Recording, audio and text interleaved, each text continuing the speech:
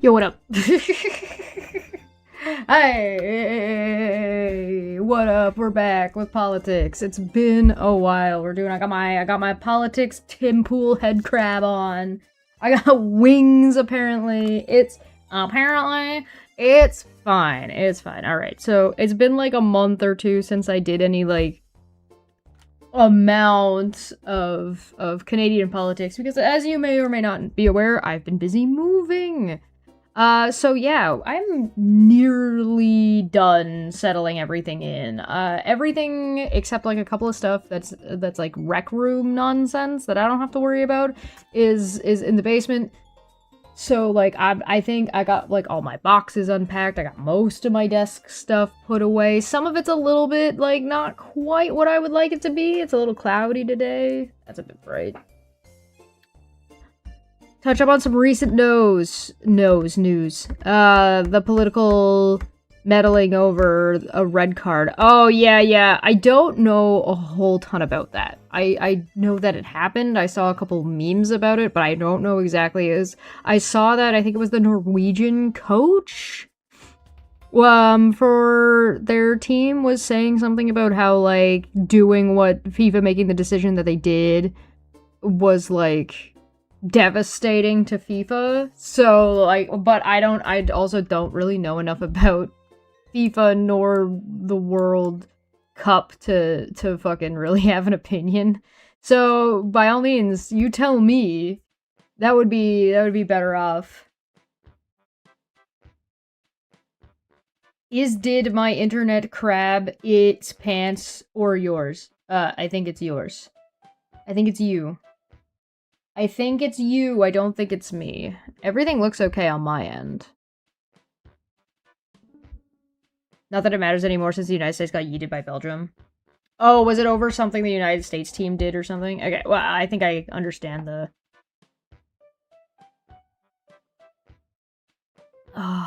No, man, I'm back on my lemon water, which is probably, like, one of my favorite things that I've picked up this year.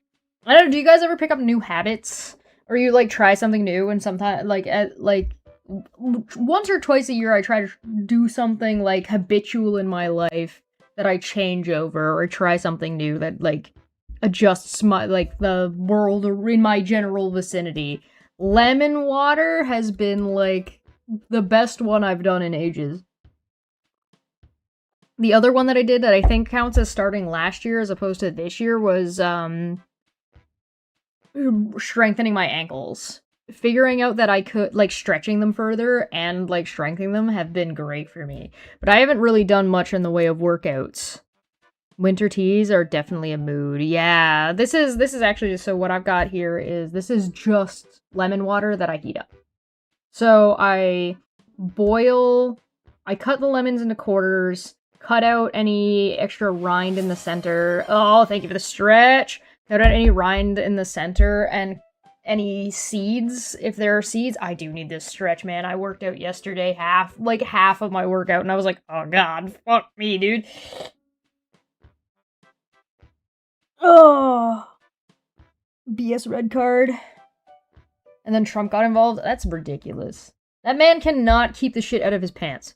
What was I saying? Oh, I cut the lemons into quarters. I put them in about a liter of water.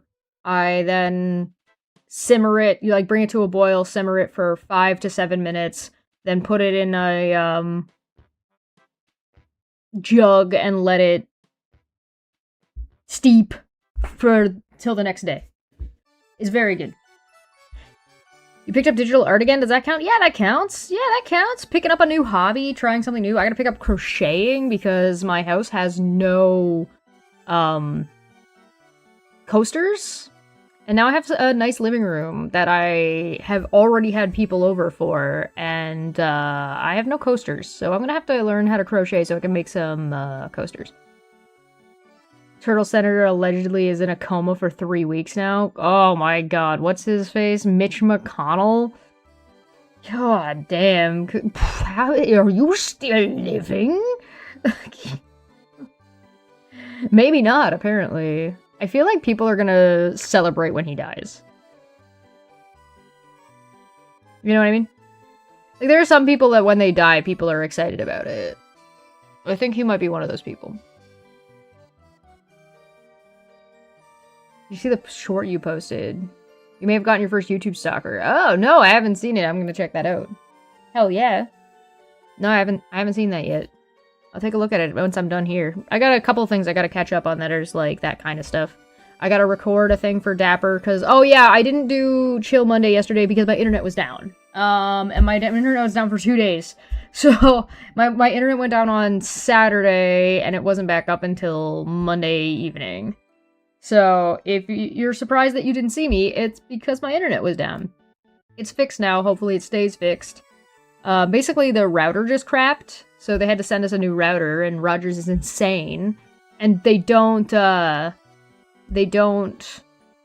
keep spare routers in stores anymore, I guess. Yeah, no Quispy Goblin. I am going to be working on a new schedule, and I am looking forward to making some new art, because I need art for my new house. So, if you guys have suggestions about what colors would match in these rooms and stuff, and what would be good, let me know. I want to do a creepy painting for the stairs to the downstairs. Because there's, like, a sconce that's, like, upside, so the light goes up instead of down. And so, the sconce...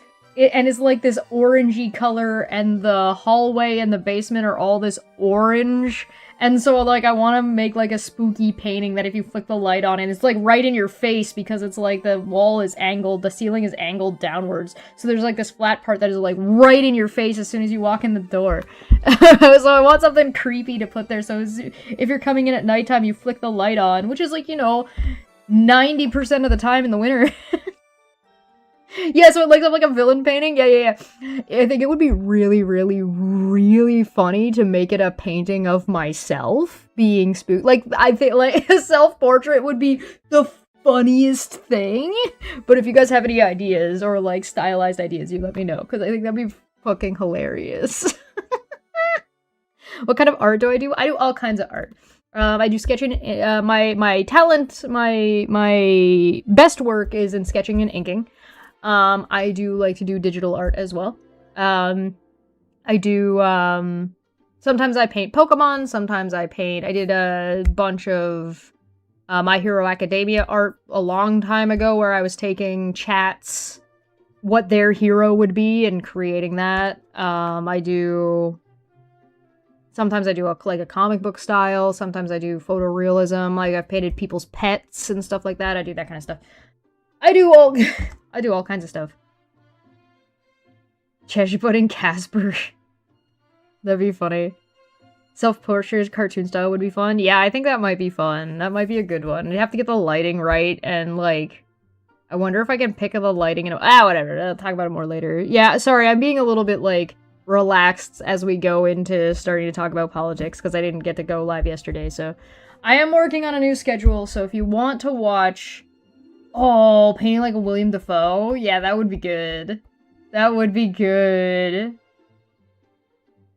Villain lighting. Oh, it's gotta have... Yeah, no, you're right. Villain lighting for sure. Villain lighting for sure. I have... Victoria, I know you want us to talk about on the philosophy show, separating the patriarchy from, like, can patriarchy be separated from social, like, current social constructs? And I have that noted down. It's not going to be this one. It should be the following one.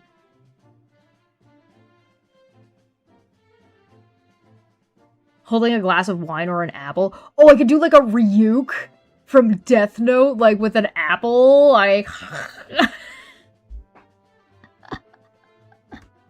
Oh, that'd be fun. Why not both? You can have, like, a glass of wine down here and an apple up here, or vice versa.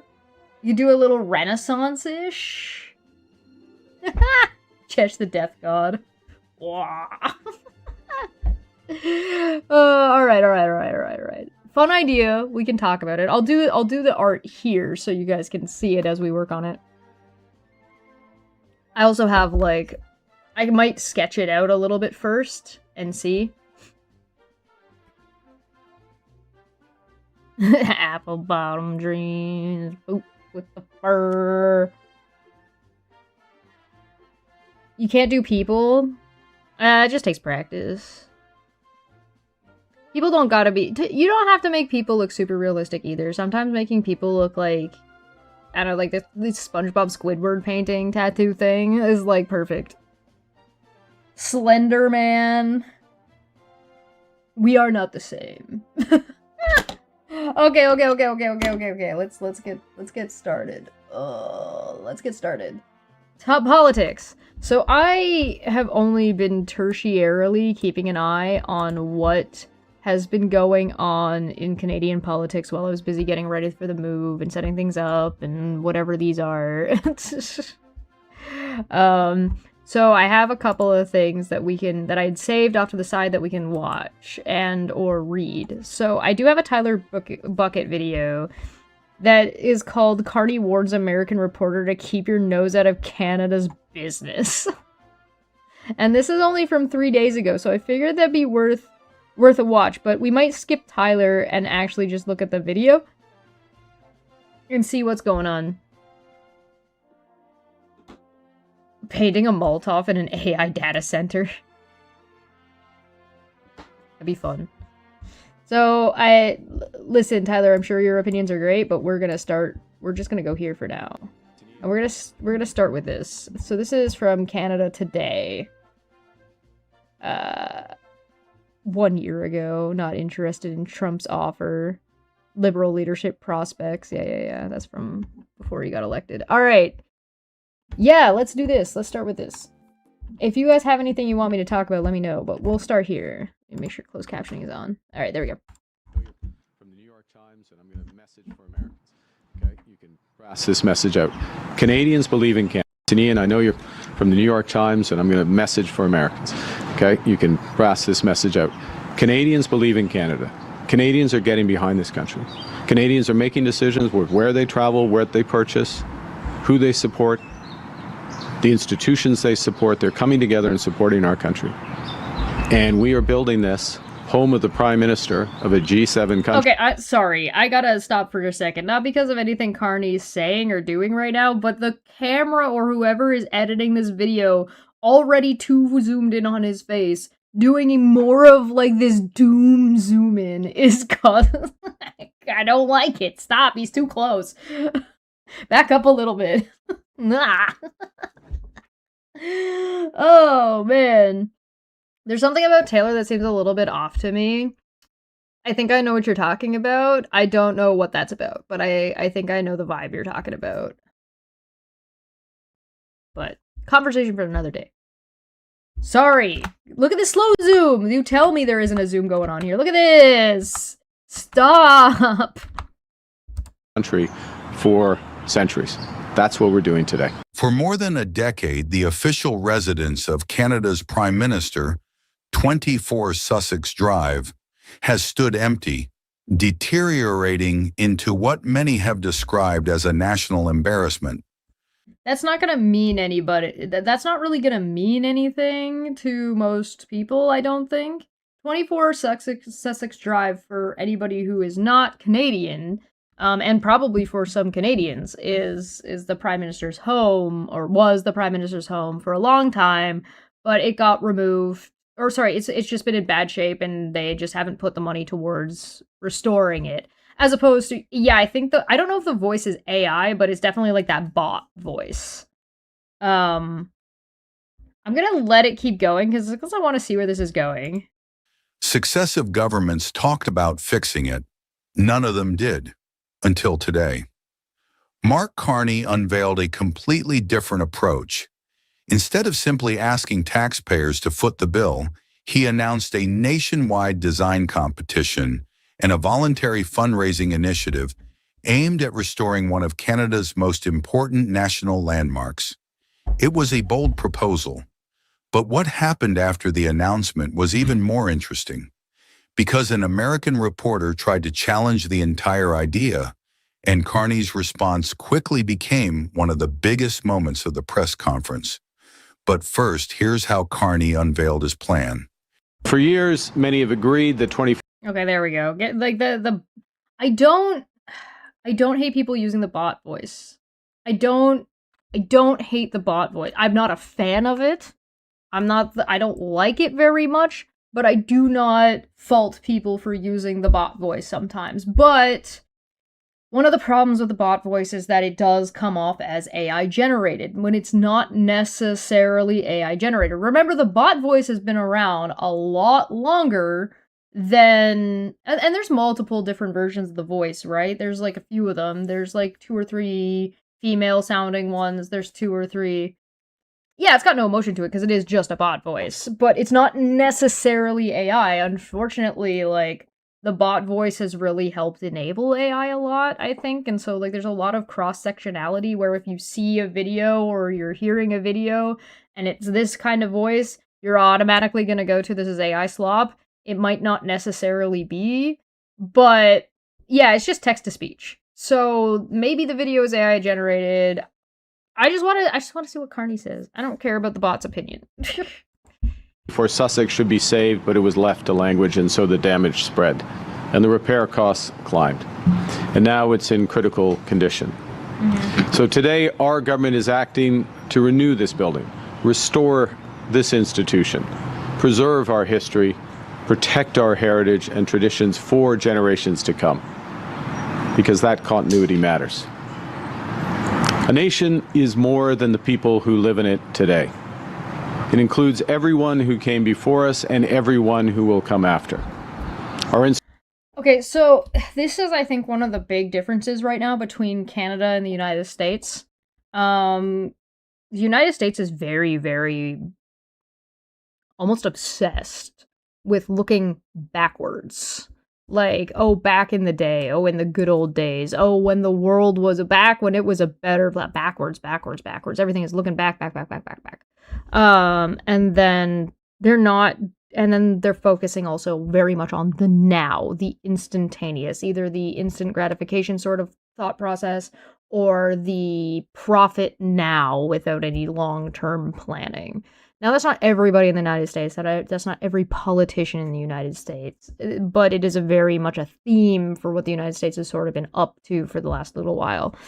And I think that's just a really big divergent point. Because sometimes people will look at Canada and be like, oh, Canada's just the United States, but a little bit different, but maple syrup flavored, or like, what's the differences, or what are their cultural da-da-da-da-da-da-da. And for a long time, a lot of that was like not a whole ton. But as sort of these major things have been happening, that divergence between our cultures, our styles, our philosophies, the way we, like, our society thinks is just drastically different, and it's always been, it just hasn't been as obvious because who cares, right? It hasn't been relevant necessarily too much. So it's easy to lump Canada and America together, or the United States. And nowhere can I think of a more obvious place than the amount of disrespect the Canadian military faces. The Canadian military faces so much fucking disrespect when it is one of the best militaries, most well-funded militaries on the planet. And the only reason Canada gets, like, goofed on is because we're sitting right next to the United States, which is an over-bloated monstrosity. But you take Canada and you compare it to, like, any other G7 country, and Canada ain't so shabby.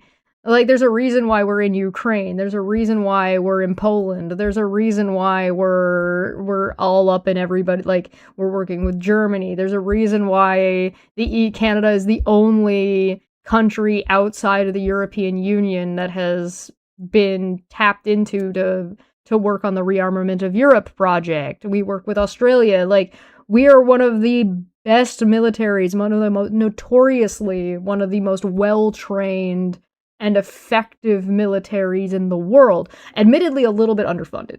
A little bit underfunded for the last, like, 20 years, probably. And, like, a lot of our, some of our,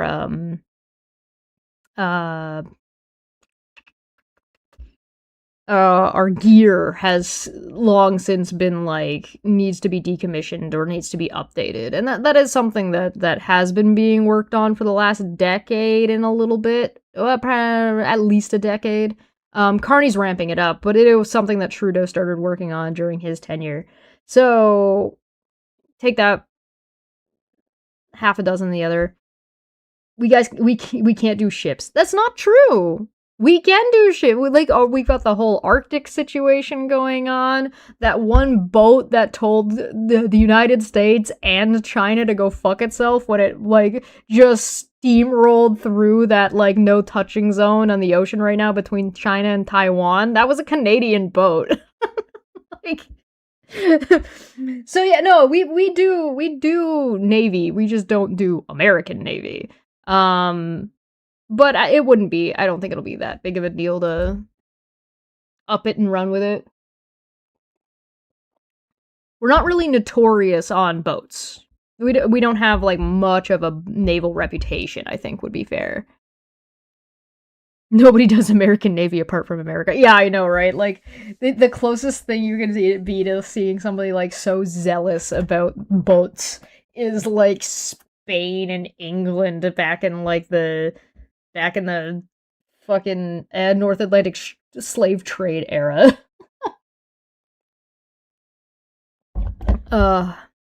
Fix 24 Sussex Drive, returning Rudeau Cottage to use by the Governor General and staff instead of paying more to keep them somewhere else. Yeah, I think that's a good idea. I think we probably need to do something about Pierre Polyev and what he's been doing at his address, but that's okay. Canadians Coast Guard won the Turbot War.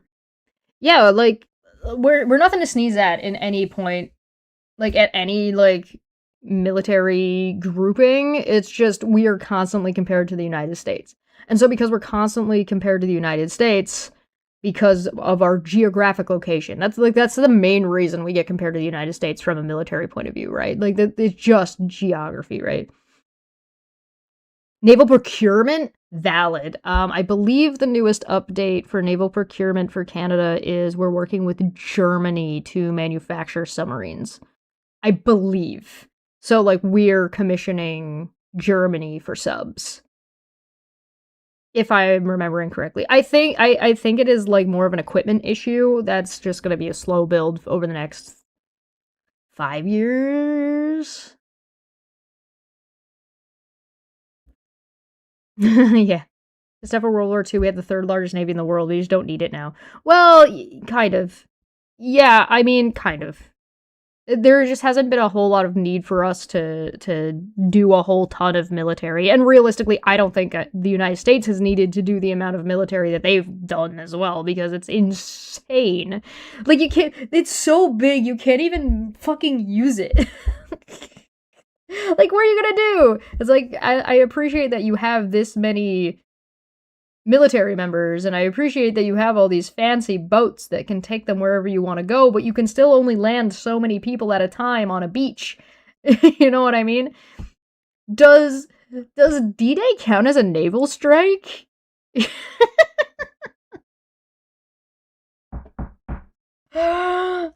Something about submarines in our news. I don't remember if it was Canada. Yeah, Germany won the bid for Canadian submarine manufacturing.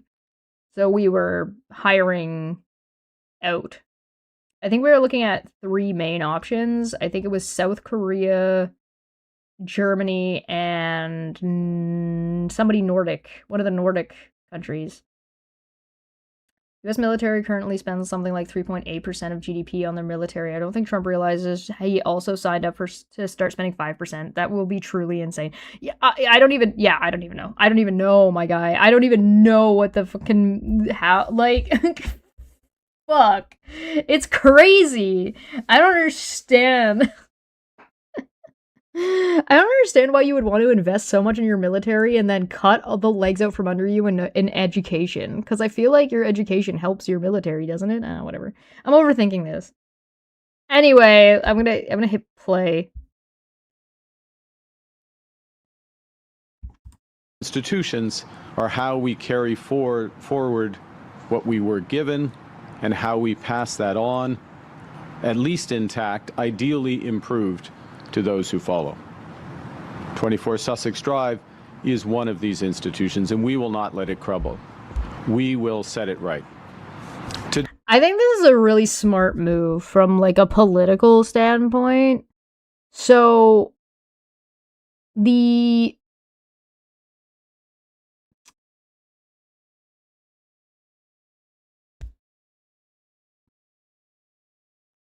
having, like, a project that Canadians can get behind and start with, like, and work on that is, like, a little, like, this is almost, like, a little bit patriotic-y, you know what I mean? Like, it's not nationalism, but there's, like, this unifying, people have wanted Sussex fixed for a long time, and so, like, finally putting it forward as one of the projects of, like, this Build Canada Strong, and if they do a good job and they promote it properly, then they've got a really good, like, PR campaign going on, you know what I mean, for their political direction, which I think is not I don't think that's a bad idea. Like, I think that's a good idea. It needed to be done anyway, so take advantage of it, right? This potato quality ass video. Today, we're launching a national design and build competition to restore 24 Sussex Drive, to become, once again, a secure, accessible, and sustainable official residence and a working venue for Canada's future prime ministers. I think that's a cute idea, because now you're just getting the Canadian populace to do a design competition, and it's gonna get designed by some fucking university students, some fucking group of teenagers. Like, I think it's a great idea. I think that's a great idea. Yeah, CPAC would be a better place to go instead of this, but this is the one I found, so this is the one we're using. The announcement had barely New York Times, University, sharpest challenge. I'm just skipping this. Broader point. Confidence.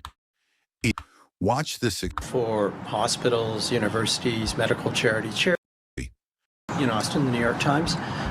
What message do you have for hospitals, universities, medical charities in general, about why the government thinks it's necessary to compete against them for donations for this project?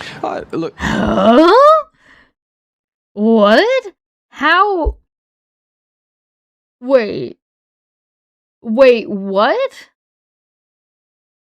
In what world are they competing? Hold on. Like, how are hospitals and charities competing with a design competition for a political house? Like ostensibly a parliament dormitory. Like, how? First off, no. Second off, what? Third off, you're talking to the federal government. Hospitals are, and healthcare stuff is provincial. Fucking Americans. Fucking New York Times. Oh my god. Yeah, disingenuous whataboutism. Jesus Christ, guys. Good god, you know what? I give up on this video. I'm gonna go and find the CPAC one. Let me go find the CPAC one. I'm some scribbled. Let's just go here. Instead of putzing around like idiots. Flooding. Oh, there, yeah, there's a flooding situation. The flooding situation. Kuzma talks and Alberta pipeline. 2 weeks ago. Yeah, I think you're right. That video is sloppy. 3 weeks ago. It should have been before this. Okay, so maybe it's in the lives. I'm just gonna go find it. Fucking... God, she's so goofy looking. Look at her standing with Doug. Oh, God. Pipeline between Ontario and Alberta. That's from today? Yesterday? God damn it. Carney's intention that Canadians will be able to donate money for the renovations. Yes. Yeah. 4 days ago. 7 days ago. Oh, hey, it's Charlie Angus. I don't dislike Charlie Angus. Oh, here we go. The design competition. Let's just watch this. Let's just catch up on Alors, CPAC bonjour stuff. à toutes et à tous. Merci beaucoup d'être ici. I'm sorry, I'm skipping the French. I haven't studied enough yet, especially while I've been moving. I'm out of practice again already. All right, there we The go. backdrop of this iconic address, of its recognizable stone, as it's been the stage of defining moments in our collective history. Because 24 Sussex is not an address like any other. It's not a building like any other. 24 Sussex is a national landmark that anchors us in our rich history. It's an institution. It's an institution that transcends party affiliation. It's an institution that transcends the government of the day. And it's an institution that is worth preserving. Maintenant, après des années d'inoccupation et de sous-investissement, après des années à remettre à plus tard l'entretien nécessaire, le 24 Sussex est dans un état critique. Et ne pas agir, c'est un choix Low-key, I do just need to practice even just listening to French, so I should listen to it just for the sake of practice. en soi. Et en mon sens, c'est un choix qu'on ne peut pas se permettre. Au contraire, on se doit, face à l'histoire et face aux générations qui vont nous suivre, de préserver et de protéger ces lieux qui nous définissent comme pays, ces lieux qui font partie de notre patrimoine, qui font partie de notre passé et qui désormais vont à nouveau faire partie de notre avenir. Je suis donc très fier aujourd'hui que notre gouvernement fasse le choix de l'action. C'est le choix qui, en mon sens, s'impose. Et à ce Oh, my lexicon is not big enough. chapitre-là, je remercie le premier ministre pour sa volonté, pour son leadership. And speaking of which, it's my distinct pleasure to now introduce the Prime Minister of Canada, the Right Honourable Mark Carney. Merci beaucoup. Merci. Alors, Who's this old guy on the left with the mustache? Like, he's got like a broom mustache. Those are rare. merci, cher Joël, Minister Lightbound. Good morning, everyone. Bonjour tout le monde. Just last month, I Hey, Shadow, thank you very much with the resub at tier 1 for 6 months. We back, baby. We back. Let's go. had the privilege of announcing His Majesty's approval of Canada's new Governor General, Her Excellency, the Right Honourable Louise Arbour. And I Congratulations, Louise, to the surprise of nobody. The crown is not going to do anything to interfere with Canadian politics because LOL. ended those remarks with the same point that I'm going to begin my remarks today with. I quote, Dapper says Carney's French is kind of cringe, not gonna lie. You should have heard it a year ago. Go back, Dapper, go back and find him speaking French from 1 year ago. And you're gonna get a giggle out of, like, the evolution of his French over the last, like, from when he started campaigning to now. And then, like, give it another couple years and check on it again. It'll be... See if we can find him saying, like, the same kind of thing and then just play it. That'd be fun. That'd be fun. a time when much of the world is buffeted I say this knowing that he is bilingual and knows way more French than I do. by crises, Canada's history, our institutions, and our Oh, he's definitely been taking classes, yeah. He's absolutely been taking classes, yeah. He's getting better at speaking French. It's pretty obvious he's trying to improve. Yeah. No, absolutely. He's getting way better. He's gotten... Even I barely know French at all, and I can tell he's improving.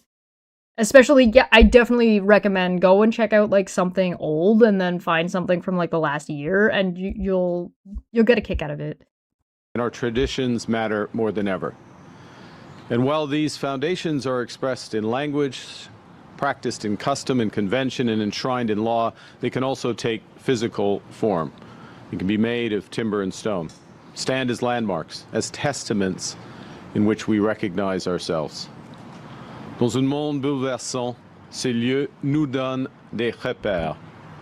Ils nous ressentent et nous rappellent les valeurs qui nous unissent. Ils nous permettent de rester fidèles à ce que nous sommes pendant que le monde autour de nous évolue. Alright, all of you, all of us, we're all gonna do French. We all gotta take extra supplementary French classes. I'll go find some, like, beginner French workbooks, and we'll do them together. We'll all learn French together, alright? I'll set, like, a scheduled time where I'll come in and practice once a week. I'll set it up for you guys, so we can all get better at French. Évolue. 24 For no other reason than to piss off the Americans when they inevitably come and invade. We can all just start speaking French just to piss them off. For no other reason than just out of spite.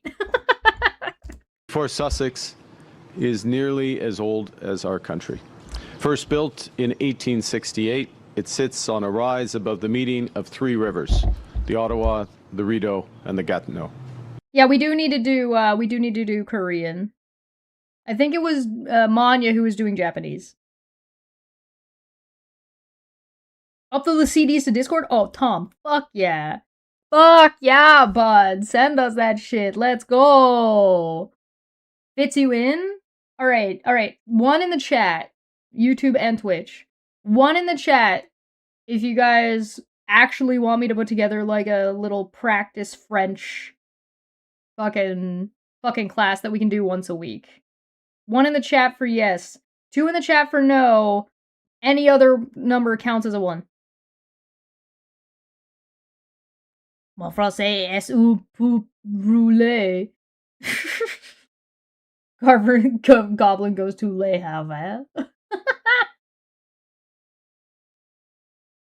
Not conjugating the verb to be again. Oh yeah, we're back. We're back to verb conjugations, guys. Mon maman, ton tate, son sase. We're gonna watch Télé Français. Yes. Okay, I'm seeing a lot of ones. Mon français est small. Alright. Okay. If you guys are into it, we'll do it. Yeah. I'm terrible at French, so 6-7. This fucking guy. 6. 1, 2, 3, 4, 5, 6, 7. 6. It's been a long time. 1, 2, 3, 4, 5, 6, 7, 8, 9, 10, 11, 12, 13, 14. 6. Well, shit, what's 15? If I stop, if I throw off my groove, I lose it.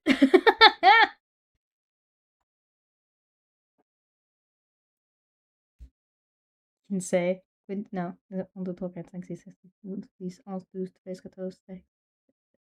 Anyway, let's keep going. Home to 10 of Canada's prime ministers, as Mr. Lightbaum just said, from Louis Saint Laurent, Stephen Harper. For more than 75 years, this... Stephen Harper is a clip. If Sister is stopping by to get that chair in about 10 minutes. Oh, sure, yeah, I guess I'll just stop the stream. Maybe she'll come up and say hi. Yeah, I'll just take a break from the stream real quick and get her that chair. It's in the basement. That's fine. If she wants to, is she coming over because she wants to hang out? Is this the sister I pushed down the stairs and tried to murder? Allegedly. House has welcomed leaders from around the world, including Her Majesty Queen Elizabeth II, Sir Winston Churchill, President John F. Kennedy. 24 Sussex Drive is more than a residence. It's greater than a mere backdrop to history. It's a symbol of the public office of the head of our federal government and of the democratic traditions that office represents. And yet, it has not been cared for with the respect that it deserves. And after decades of deferred maintenance and neglect, this house sits empty. It's been uninhabitable for more than a decade. Now, for years, many have agreed that 24 Sussex should be saved, but it was left to language, and so the damage spread, and the repair costs climbed. And now it's in critical condition. So today, our government is acting to renew this building, restore this institution, preserve our history, protect our heritage and traditions for generations to come, because that continuity matters. A nation is more than the people who live in it today. It includes everyone who came before us and everyone who will come after. Our institution. Yeah, so that's what I was talking about earlier. This idea that you have to be forward thinking, and this idea that you need to care about the people who are coming into your communities after you, caring about the generations that come after you, caring about what the country's going to look like 20, 30, 50 years from now. And I just don't see that happening in some other countries. institutions are how we carry forward what we were given and how we pass that on, at least intact, ideally improved to those who follow. 24 Sussex Drive is one of these institutions, and we will not let it crumble. We will set it right.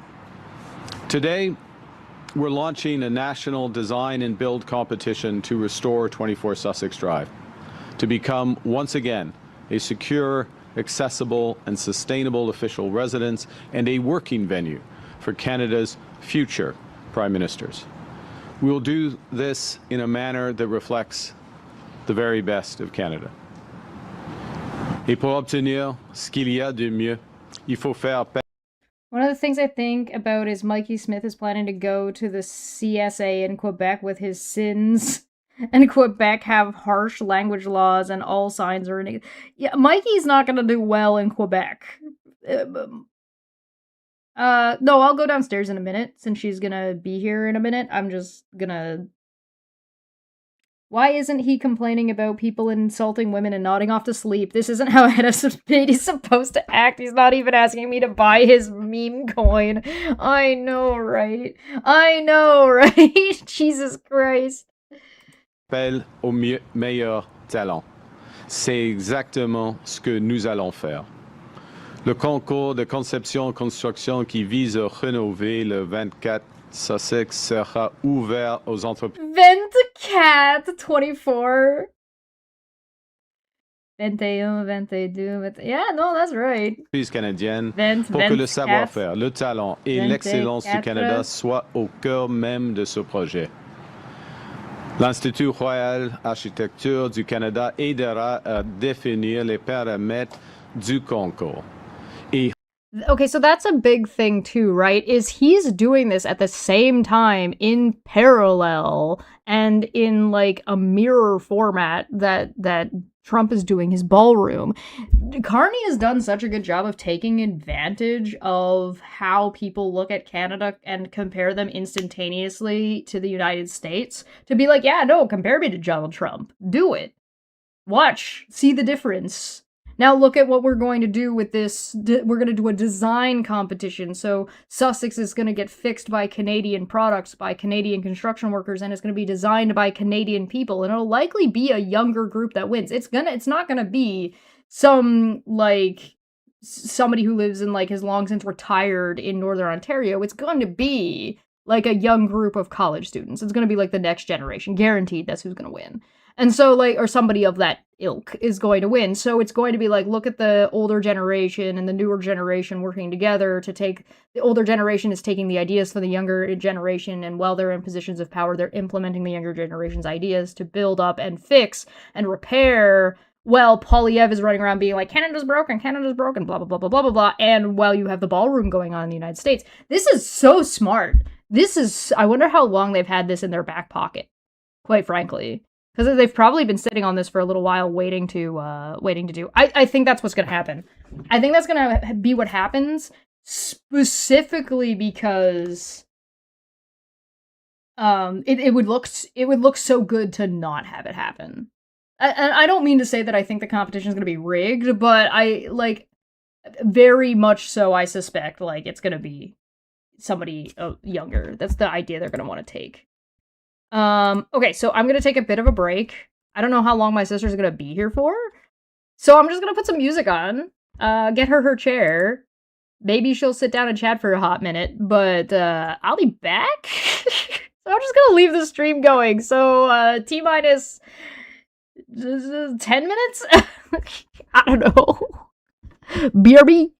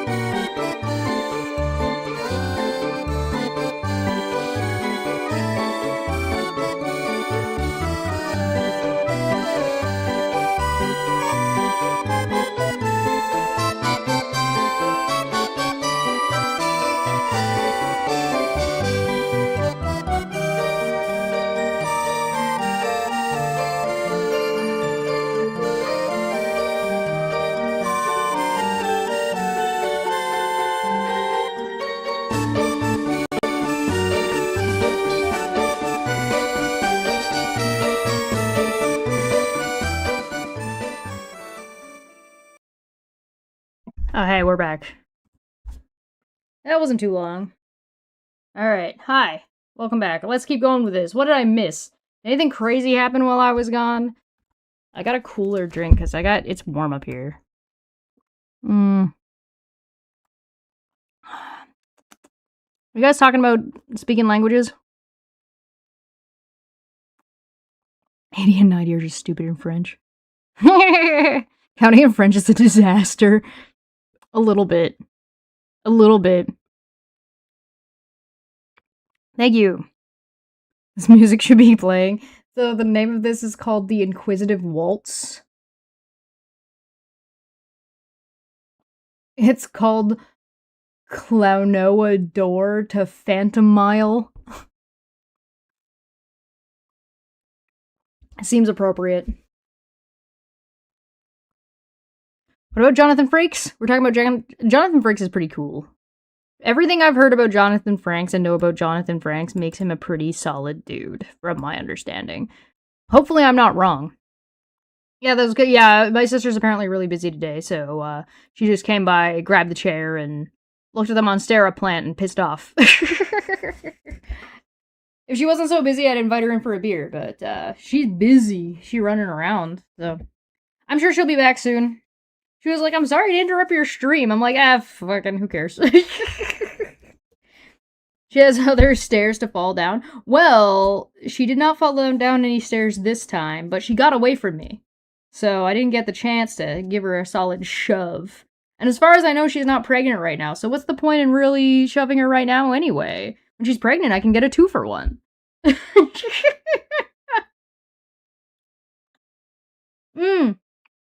See you later, Olivia. Thanks for stopping by. Alright, let's get back into this. God. Who let me on the internet? I don't know. Yeah, I was outnumbered. They were coming right at me. You're gonna try and make me pronounce fucking Klingon, you asshole. Is that the sound? Is that the... I know that that's T-I, right? That's not T-L. It's I don't know how to pronounce the second half of that. Vija. I don't know. I don't know if I did parts of that correctly. I did my best. Oh, she's pregnant, but she hasn't told me because she's afraid of me shoving her down the stairs. Oh, you're valid. She's going to your house now. Alright, I'm gonna play on this. Réunira une jury indépendant composée de Canadiennes et de Canadiens d'exception, des chefs de file en architecture, en conservation du patrimoine. By the way, great Canadian company. Great. Listen, if I wanted to try super hard, I would whip out my dictionary. It's literally right there. Are you serious? You want to come in and talk Canadian politics? Are you just trying to take over my show? Is that what you're doing?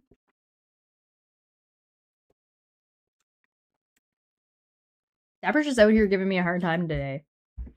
Stop bullying me. Yeah, the dictionary has pronunciations in it. I just don't remember what a lot of them are right now. Et en conception.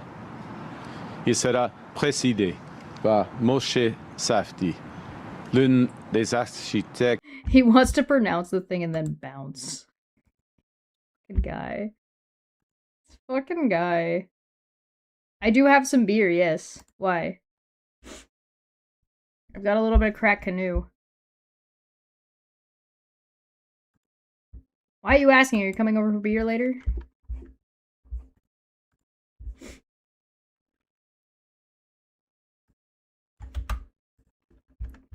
I mean, that's fine by me if that's what you're planning. You can come over for some beer if you want.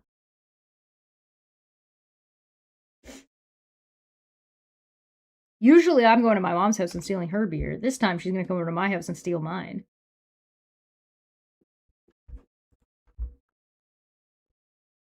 Motherfucker, why are you calling me on Discord? You know I'm not using OBS. This fucking man is literally... Oh my god. This shit is unbelievable. Unbelievable.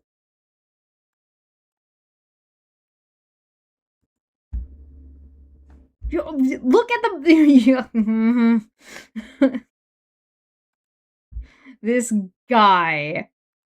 This man. Unreal. Unreal.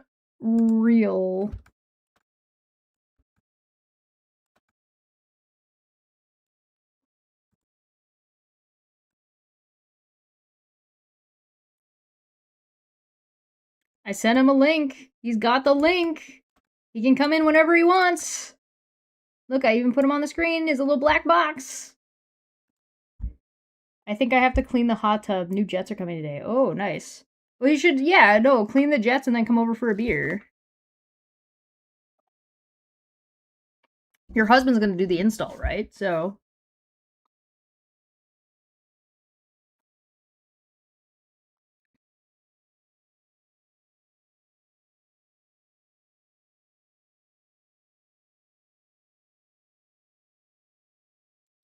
Man is sitting in the Discord waiting for me to come in after I send him a link.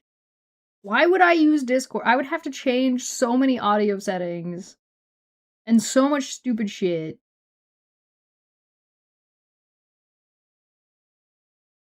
I'm just sitting here waiting so he can say one phrase in Klingon. And then leave.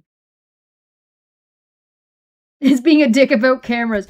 What browser are you using, Dapper? What browser? What browser? What have you done?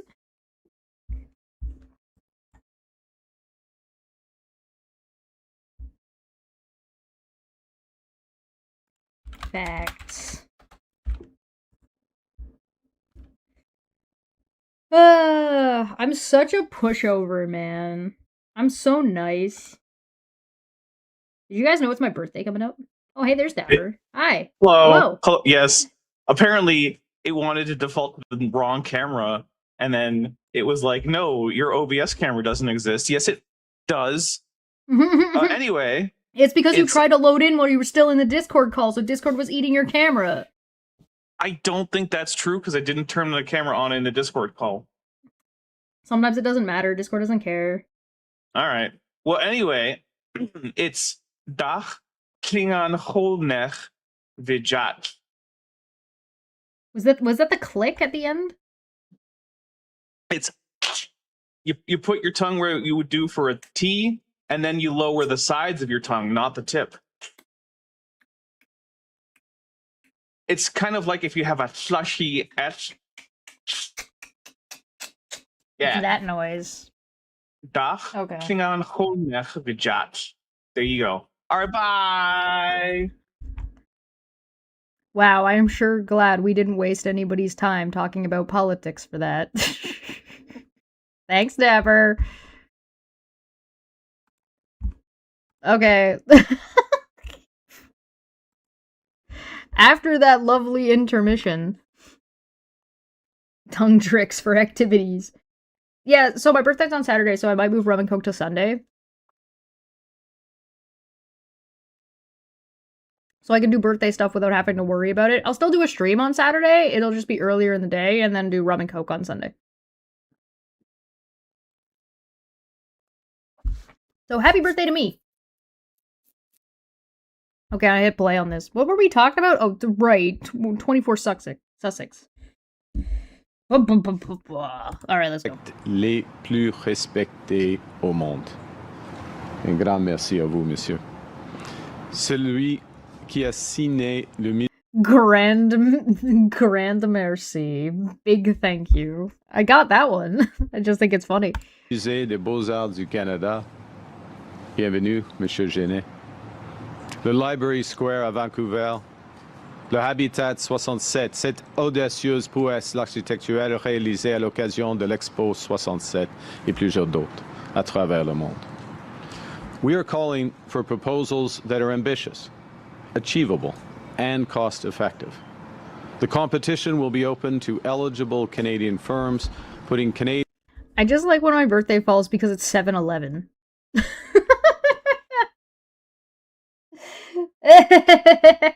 And I have the mentality of a fucking toddler, and I think it's funny. Wish I had that playing for listening comprehension. Well, yeah, you know, practice. Canadian design excellence at the center of the project. As I said, the Royal Architectural Institute of Canada, drawing on its expertise supporting major architectural competitions, will provide advice on the competition framework, establish an independent jury of distinguished Canadian experts in architecture, heritage conservation, and design. Chaired by Moshe Safdie, one of the world's most celebrated and accomplished architects. The jury will provide the key input to make the proposals and make their recommendation. Sorry, to assess the proposals and to make their recommendation to Cabinet. Yeah, that sounds good. Like, that sounds like a solid idea. It's a good marketing ploy. It's a good move from a political standpoint.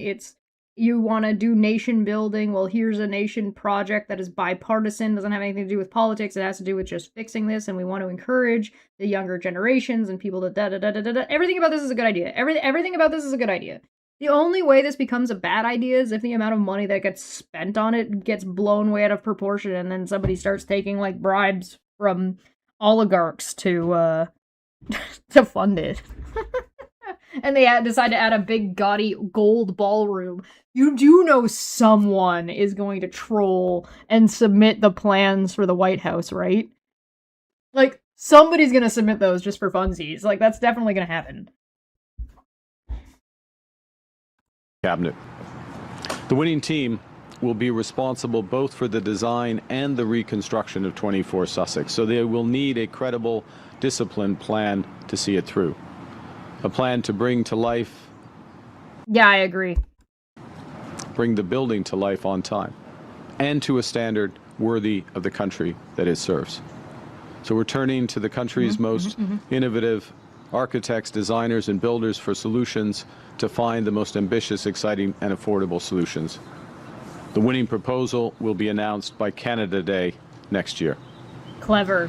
Afin de réduire encore plus le coût pour le gouvernement, la Fondation Rideau Hall mènera une campagne nationale de financement avec pour objectif de recueillir la totalité ou la majeure partie des fonds nécessaires à la réalisation de ce projet.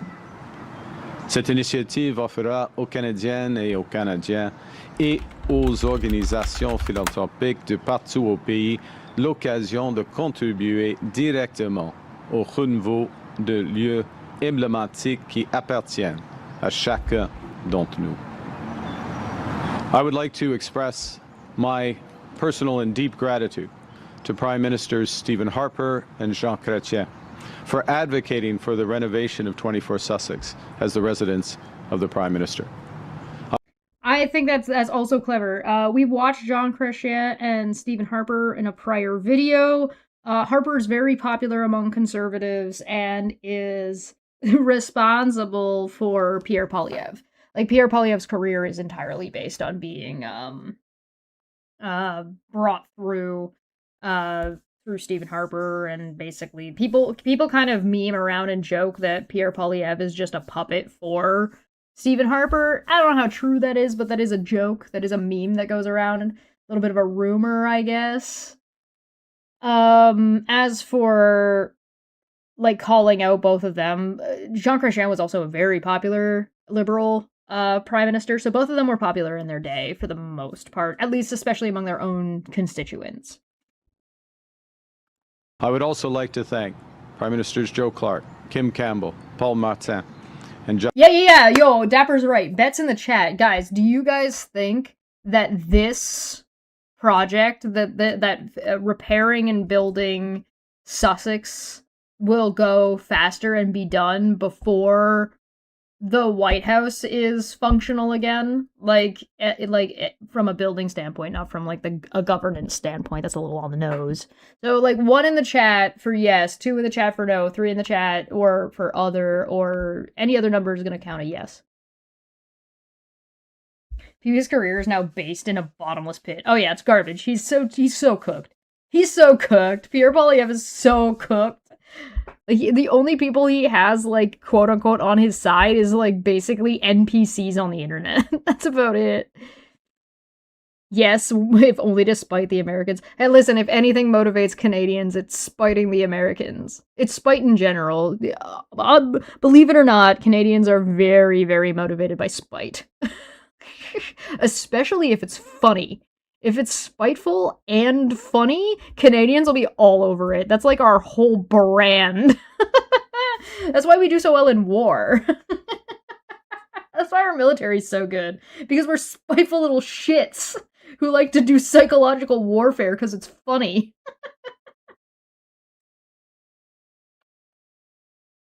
11111. Spite, in my opinion, I've said this before, I've said this for years. In my opinion, I'm pretty confident that spite is the greatest human motivator.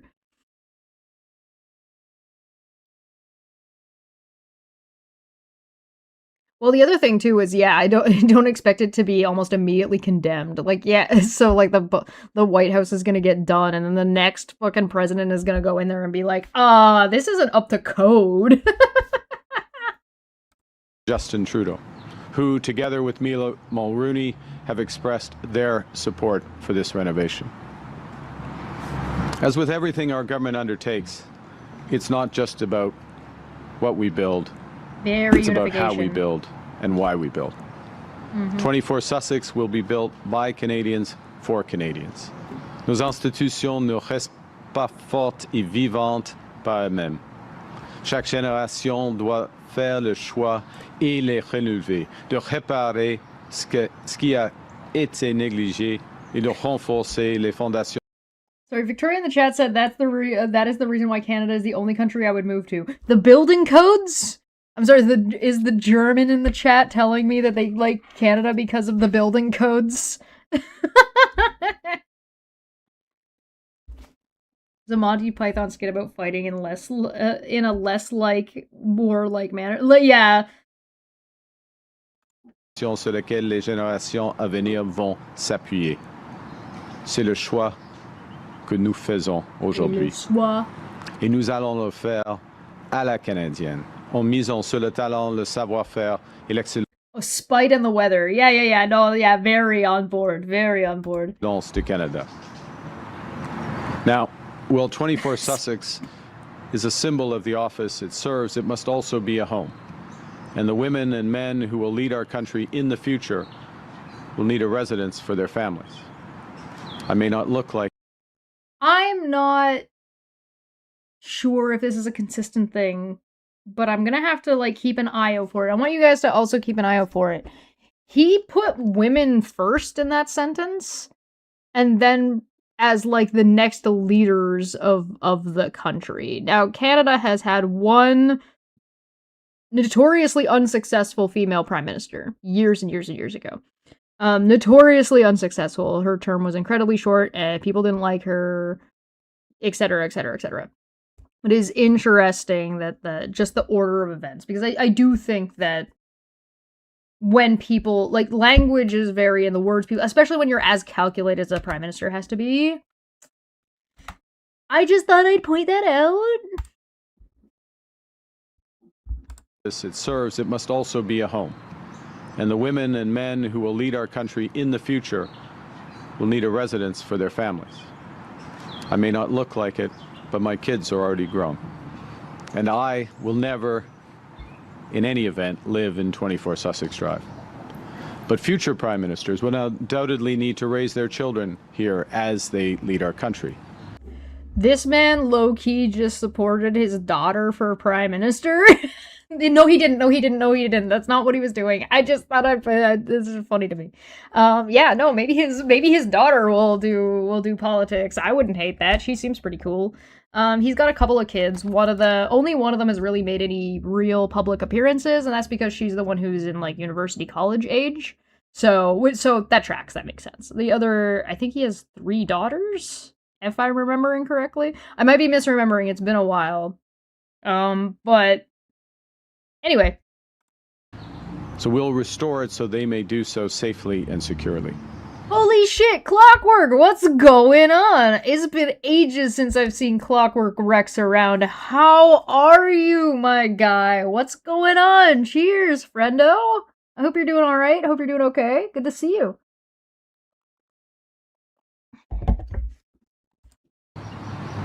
In the end, I and all public officials are stewards of the offices we hold. We don't own them. We serve them to serve Canadians. And we have a responsibility to leave things better than we found them. Notre responsabilité n'est pas seulement de respecter celles et ceux qui occuperont ces fonctions après nous. Nous avons aussi un devoir envers les Canadiens et Canadiennes, celui de préserver et de renforcer les institutions qui leur appartiennent. Let me close with this. Canadians rightly expect their leaders to take decisions where the benefit. Do I count Thatcher as successful? I think technically you have to. I think technically you have to count her as successful.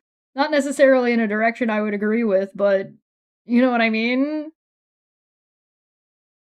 I would argue that there are some things that the Trump administration has been incredibly successful on. Not that I'm happy about that. Benefits may only be realized long after they're in office. And this is the type of decision we're taking today, because good stewardship demands it. Clockwork says, long story short, I died and came back. Well, we're glad you're back. Good to see you. We're happy to have you here. Enjoy the space. Welcome, welcome, welcome, welcome, welcome. Because Canadians rightly expect it. And because the future of our institutions, all our institutions, depends on us leaving them better than we found them. We have to apply that principle. Bab, take it this way. Carney was correct when he said Donald Trump was one of the most globally transformative presidents in recent history. The underhanded Canadian compliment of comprehensively, not selectively. Thank you very much, and I look forward to your questions. All right, as always, we now must count to see whether or not he actually answers the questions. Because we keep getting claims that people do or do not answer questions or they avoid Q&A periods. So this Q&A period is roughly more than half of the video, so noted. Second part is that we got to count the number of questions and then see if he actually answers them, which usually he's got a pretty good record. So let's see.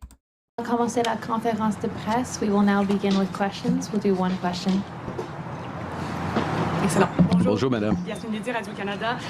Est-ce que vous avez choisi ce modèle de financement parce que l'État canadien n'avait pas les moyens de pleinement financer la rénovation du 24 Sussex? Et comment est-ce que vous allez garantir que ce processus va être à l'abri d'influences indues et que des particuliers ou des organismes ne vont pas faire des dons pour obtenir quelque chose en retour? OK. So for anybody who's curious and wants to learn French, particularly if you want to learn Quebec like Canadian French as opposed to like France French, because those are different. Radio Canada is a station and organization that produces exclusively in French. Exclusively in French. So you can look them up, and if you want to just like practice your ear and like practice imitating back, you can listen to them and put them on. So yeah. So you can they're called Radio Canada if you're looking for them. Damn, Clockwork. Damn. You got stories to tell. Merci pour vos questions. Tout d'abord, le Canada, le bilan du Canada est fort. OK? C'est d'être absolument clair. Nous sommes un pays de AAA, le crédit le plus solide du monde. Nous avons des moyens, mais c'est une question des choix du gouvernement. Comment on utilise les moyens? On utilise les moyens pour l'infrastructure de... I think Carney's French is better when he's speaking to somebody back and forth in French, like conversational, rather than his like speech reading.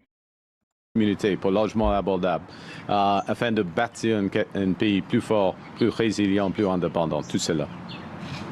De donner un coup de pouce pour les Canadiens et un pont vers le meilleur avenir. Alors, il y a l'occasion, grâce à Fondation Rideau, grâce aux efforts des anciens premiers ministres, grâce à des initiatives de plusieurs Canadiens, il y a l'occasion de réduire les coûts, peut-être la majeure ou peut-être en totalité le coût de la rénovation.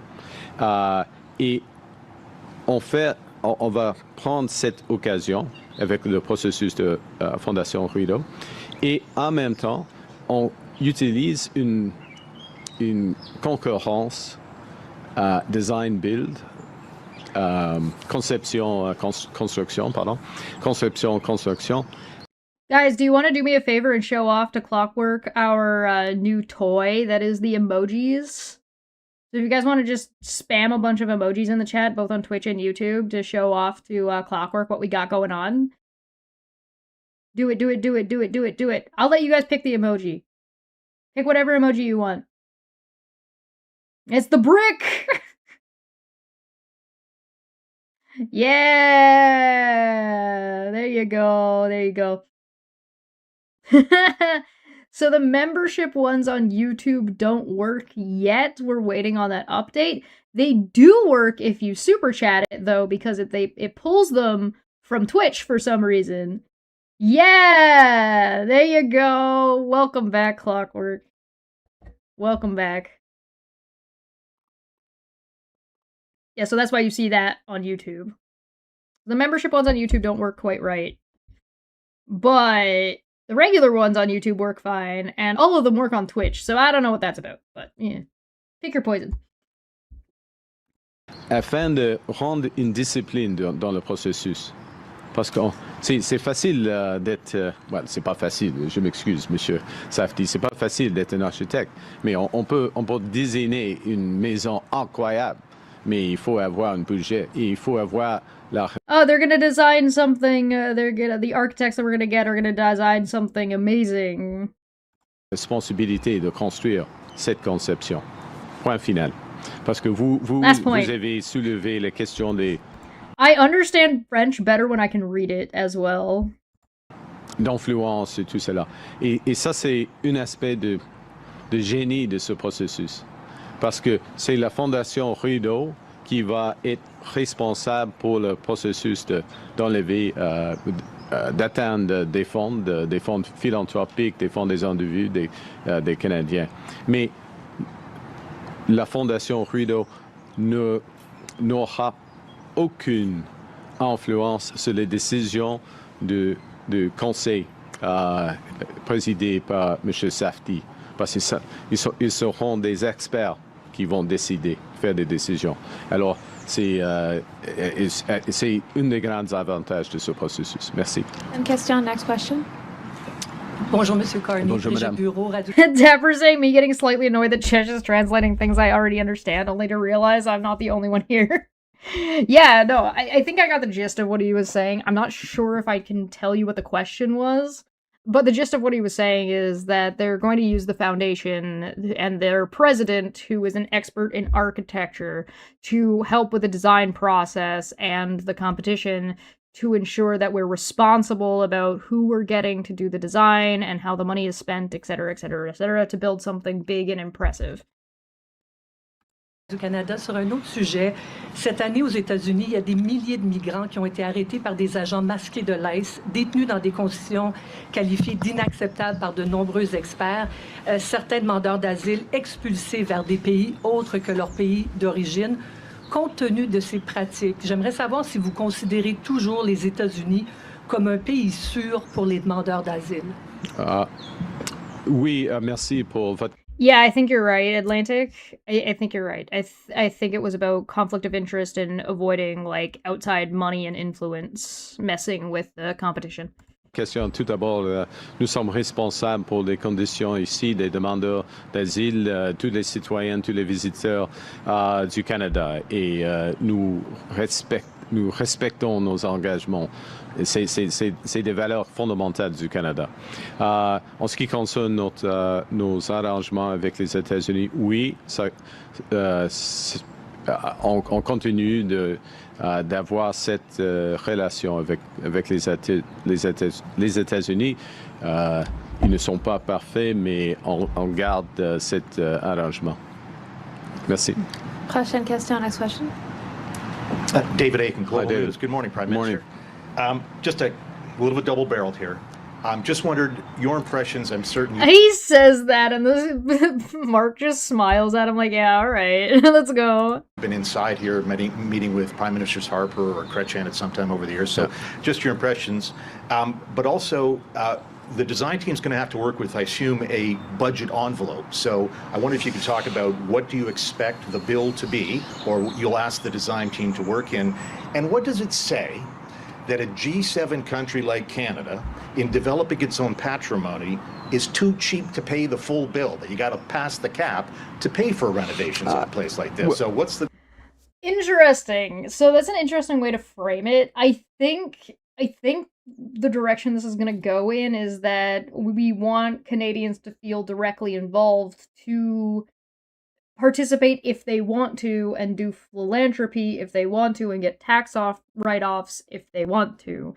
If they don't want to, there's not, like, it's not a big deal. We're not adding to people's taxes to fix this thing. So it's more of like a feeling of pride and participation in the country, as opposed to I'm asking Canadians to foot the bill, right? So, we'll see. What's it going to cost, and why are we going to pay for the thing?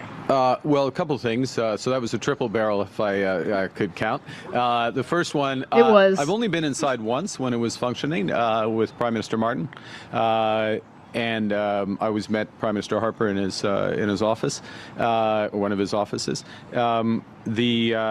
So I've been inside before. I've been inside once in its current state of disrepair, which is, it is literally stripped down to the studs and barely held together. I'd like to thank the NCC for at least preserving those options. Thank you, Mr. Nussbaum, for that. So that answers the first part of your question. What does it say? Look, one of the things that has struck me over the course of the last 15 months or so has been the amount of interest in supporting the renovation, a sense of ownership and responsibility of a number of Canadians that this is their house. Is that not what I said? This guy's question is taking, like, the most pessimistic perspective that I think you could put onto it. Like, the most pessimistic. And I just don't think that that's what our current government is. That's not the direction they're aiming for. It's a bit corny. It is a little bit corny, but it's Canada. What about Canada isn't a little bit corny kind of everywhere? Everything we do is a little, not nearly as much corn as in literally everything in the United States, but like, yeah, having a little bit of like Ontario Place. Ontario Place used to be so cool, and fuck, we got to talk about Doug Ford in the near future. Occupied temporarily by whoever is prime minister, but it's their house. It's a symbol of the nation, and they want to contribute. And this is a common theme. In theory, 24 Sussex should be sort of the equivalent of the White House. Like, that's kind of like, it's not gonna be quite the same, but that's gonna be the parallel, right? Crack a beer to drink for a prediction? Yeah. Across the country in recent years, certainly the time I've been Prime Minister, is Canadians want to participate in various ways. It can be choosing a wine from, Okanagan over one from California. It's vacationing in Prince Edward Island or the Gaspé instead of going to Florida. All these little decisions are there. It's the interest in participating in, which is why we're setting up the Canada Strong Fund, ability for Canadians to participate directly in the building of the country in these big nation building projects. So we're creating that opportunity. It's an opportunity. And coming behind this. And Rez makes a point and says the question was appealing to Canadian pride in such a negative way that really came across as manipulative. Maybe I don't know enough about this. No, you're right.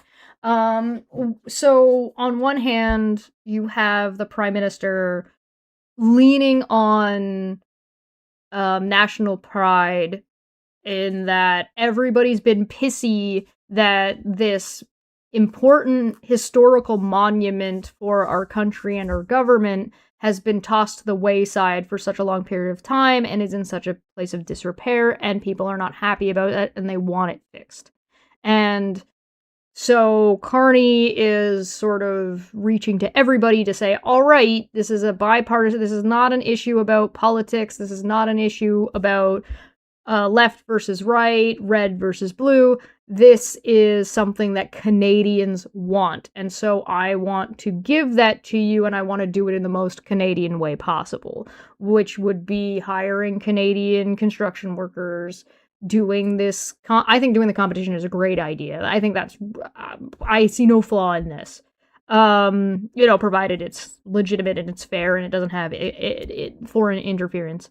Which I'm sure they're going to work to make sure doesn't happen. And using Canadian lumber and Canadian materials, etc., etc., etc., etc., in a time where there's a lot of divisive politics going on, right? This is a really, really smart move. So what the question was doing was taking the most pessimistic, toxic nationalist individual, like, that toxic individualism I've been talking about, where it's like this way overblown individualism, where it's like, no, I'm an individual, and so the rules don't apply to me, kind of thing.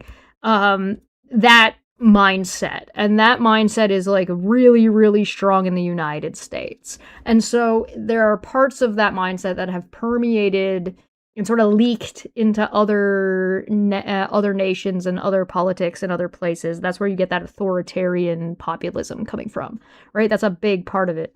So that question, although I think is disingenuous and I think is incredibly pessimistic way of looking at what is otherwise a pretty good bipartisan project that is generally seems to be a pretty good idea and a good thing that the Canadians have wanted for a long time, and trying to put like this really negative spin onto it that leans into that authoritarian populism, hyper individualism that we've talked about in the past. So no, you're picking up the right vibe.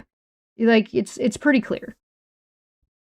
Sorry, I gotta look. As I said to the first question, we have the means to do it. This is a way to have the participation. Yes, it helps. So they already have the money to do it, and they just want to let Canadians contribute more, and the government will just save money. Defray costs. I want to emphasize that the process also itself provides a discipline to it. I've now forgotten your third element. What's the budget? Yeah, no, this is a valid. Like, I can see the angle of the critique, and it's not bad. It's just malicious, and it's openly malicious. The criticism doesn't have to be at this bad to be. Sorry, the criticism doesn't have to be this malicious to be valid. Like, you could have brought this point out without being a piece of shit about it. You know what I mean? Well, that's part of the look. I've seen, as the cabinet has, Mr. Lightbaum oversaw the process. We'll have a seen ballroom? various costings for various options for the official residence of the Prime Minister. They include security costs. Security costs are responsibility of the government. I mean, in this model, we will absorb those security costs. We've interrogated those security costs to make sure that they're right. Interrogated. And made some progress there. Interesting word choice.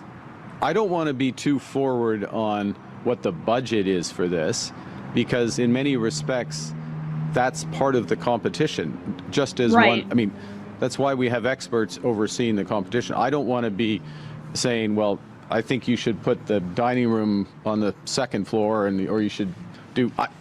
No, not the budget, not that.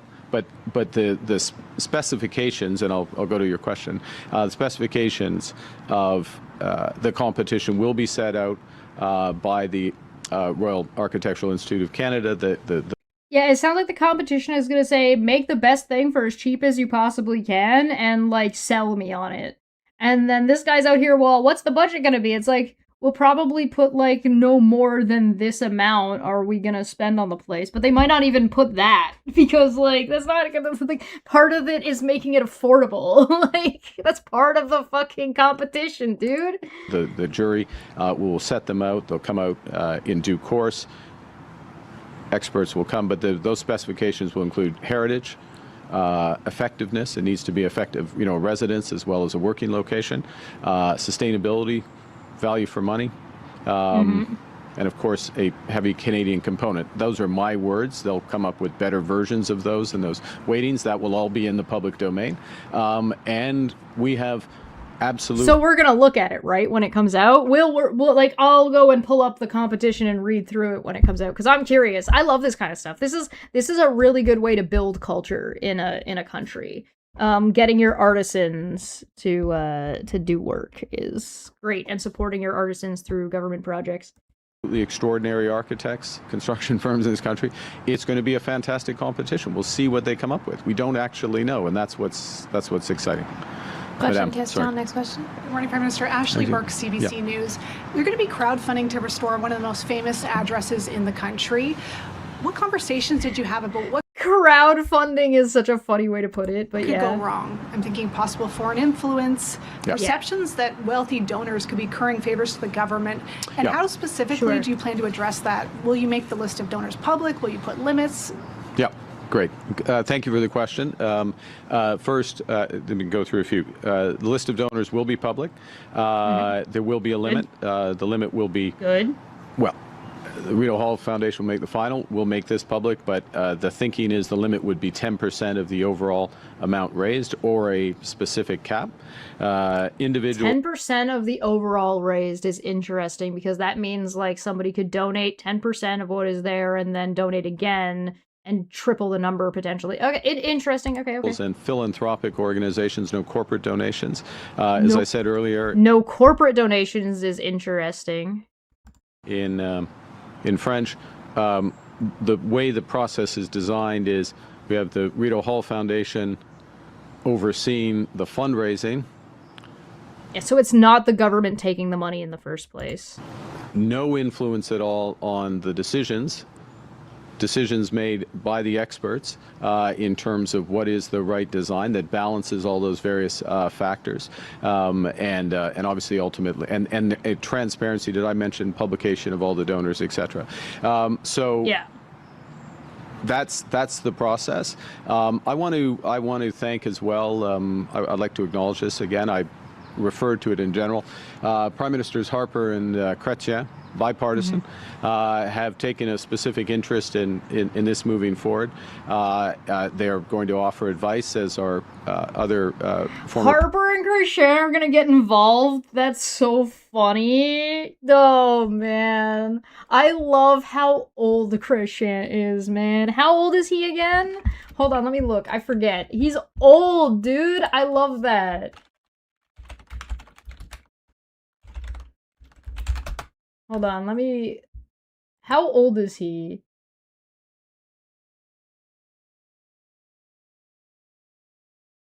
(1934). Man was born in 1934. I love the picture that they have for his face. That's so funny. Jesus Christ. Bro, how old is he? Where's the... In office, born. He's 92. I was gonna say 93. I was close. He's fucking 92, dude. Oh, January. Whoa! I was born July 11th. He was born January 11th. That's nuts. Man, that's crazy. Okay, scary jump scare Pierre Polyev. All right, keep going. Prime ministers offer their over-honorary patronage, if I can put it that way. But they also were in a position where they were willing to help raise with the financing. In fact, we're very strong in terms of the view that there would be considerable financing. I think that is correct. But what we're doing is having this independent organization, Rideau Hall Foundation, manage that process in a transparent way, as you say. Prochaine question, next question. Morning. Hey, good morning. Mickey with Politico. How hopeful are you that the UK could still join Canada's defence bank? And do you have any advice or message for Starmer's likely successor, Andy Burnham? I guarantee you Mark Carney has a shitload of advice, but that does not mean he's gonna give it. First, on the first question, there is a critical mass of countries that intend to join the Defence Resilient Bank, which is Canada is one of them, and we will be the headquarters. Luxembourg is the European headquarters. Oh yeah, by the way, there's this big defense spending banking thing that a bunch of countries are like pooling together resources on for defense spending, and Canada's going to be one of the headquarters, to the surprise of nobody. Nobody should be surprised about that. Like, we're very good at this. Well, the question is way off topic. Yeah, the question is way off topic. That happens, but it's like a thing that's currently going on, so the press takes advantage of Q&A periods to ask about stuff. It's not our bank. It's a multilateral institution, as you can appreciate. Look, the UK, and there are a number of European countries that are actively considering joining as well. I would stress we have a critical mass for this already, and so it's a question of getting everyone an opportunity to be in. So that's funny. So they proposed it, and it's already taken off. It's already got more than enough members to run it, and now they're like, well, now we need to make space if we want more people to join. In terms of the discussions, actually had constructive discussions with former Prime Minister Gordon Brown about this issue. They have some mechanisms that they're thinking about that actually don't provide bank-like structures, but procurement structures. I look forward to discussing with the incoming Prime Minister of the UK. I won't prejudge that outcome, although I'm sure Politico has already called it. Thank you. Valid, and also good answer. Hey, people in the UK, how you feeling about that? Because I'm not caught up on that right now either. Question, question, next question. Ian Bailey from the Globe and Mail. Oh, hi, Ian. Hi there. A lot of questions have been asked, but what did you think of former Governor General Mary Simon's view that the Prime Minister should not live on the grounds of Rideau Hall, that was inappropriate? And also, how is Rideau Cottage working out for you as a resident, given that obviously the goal is to get back to this residence? Well, I thank Her Excellency for her service. I would like to point out that Mark Carney said he's not going to live at 24 at Sussex because he doesn't think he's going to be Prime Minister that long, basically. He's like, I'm not gonna, we're gonna fix this place, but I'm not gonna live in it. So he's planning on, like, the length of time, like, they're announcing the winners next year, so construction likely isn't gonna start until, like, 2 years from now. So if construction starts 2 years from now, and let's pretend it takes 2 years to complete, that's 5 years away. Trudeau was prime minister for 10 years before he stepped down. Is this a Mark Carney's gonna step down from being prime minister when he's done, like, what he feels like he wants to get done? Is that... Burnham has a lot of charisma, but also a staunch Blairite, so I'm not feeling great about it. Andy isn't a wet drip like Starmer, so we'll see. Okay, so you guys are you're feeling a little tentative about it. You're not sure. You're, like, not terribly optimistic, but you're not like, oh, this is doom. Valid. Alright. I'm sure I'll talk about it and look into it a little bit more as we go through the month. I can see Byrne being the first world leader to tell Trump to actually F off. I think he'd be the second one. I think Scotland did that already. I think Scotland beat you to it. But technically maybe not a world leader, I guess? I'm not sure how Scotland puzzle piece fits. Regardless, the way I'm interpreting this from Mark Carney, and maybe I'm wrong, the way I'm interpreting this from Mark Carney is that he's not planning or intending on being an incredibly long-term prime minister. He seems like he wants to come in, deal with the emergency situation, be the man for that job, and then once that job is done, he's gonna step down. That's what that sounds like to me. I'm not 100% sure. If you guys want to let me know what you think, I would love to hear that. That's just my interpretation. I would take that comment as an observation consistent with what we're doing today, which is that there is an official residence of the Prime Minister and respecting the institution and building this. I'll just refer back to my comments here, which is the motivation for what we're doing. How is Rito? Look, it works as a place. Yeah, Atlantic is correct. Wasn't part of Carney's messaging when he was running is that he's running because he's the right person in a moment of crisis and instability. Yeah. Yeah, I could see him being prime minister for, like, if I was thinking that he wasn't planning on being a long-term prime minister, I could see him being prime minister for 5 years. Between 5 and 7. I don't think he wants to be prime minister for a decade. But I don't see him being gone in 3. You know what I mean? Because I think he's going to want to stick around a little bit longer just to make sure the thing that he's implementing goes through and doesn't run into too many roadblocks after it's been set up. You know what I mean? He's also incredibly popular. Like, he is for a Canadian prime minister, he is very, very popular. So I would not be surprised to see him leave, a new government step in, and then a handful of years later see him come back again. Like, I could see that happening. We'll see. Place to live, and I'm grateful for the RCMP and the security that's provided. It isn't the official residence of the Prime Minister, and I feel the responsibility shared by Minister Lightbone and the Cabinet to... Canada doesn't have term limits on the Prime Minister. The Prime Minister can be Prime Minister forever, theoretically. That usually doesn't happen, and there's a lot of internal things about the way that sort of keeps itself balanced, but yeah, we don't have term limits on our Prime Ministers.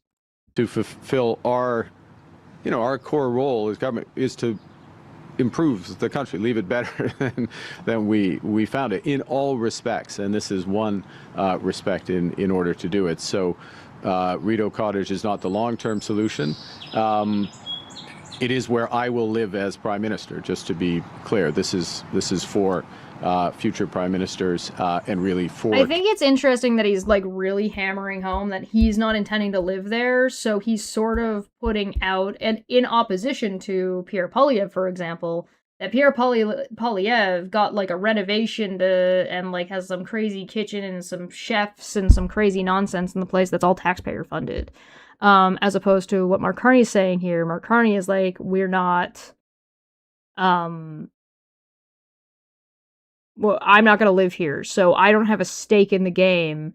So if somebody's trying to bribe me or give me more money to to build this house, it's not for me. So it's like another extra degree of separation. Each term is 3 years. Oh, you mean between elections? Prime Minister elections? Yeah, I think it's 3 years. Canadians in restoring one of our institutions. Thank you. Question, next question. In Austin, the New York Times. What message do you have for hospitals, universities, medical charities in general, about why the government thinks it's necessary to compete against them for donations for this project? Look, a country, we have to do many things at the same time. We have to build physical infrastructure. The provision, according to Section 4 of maximum duration of legislative bodies, is House of Commons and no legislative assembly shall continue for longer than 5 years from the date fixed for the return in a time of real or apprehended war, invasion, or insurrection. A House of Commons may be continued by Parliament, and a legislative assembly may be continued by the legislature beyond 5 years if such continuation is not opposed by the votes of more than 1/3 of the members of the House of Commons or the legislative assembly, as the case may be. Here's the citation. So that I think that should answer your question. And there's like a little bit more to it if you want. But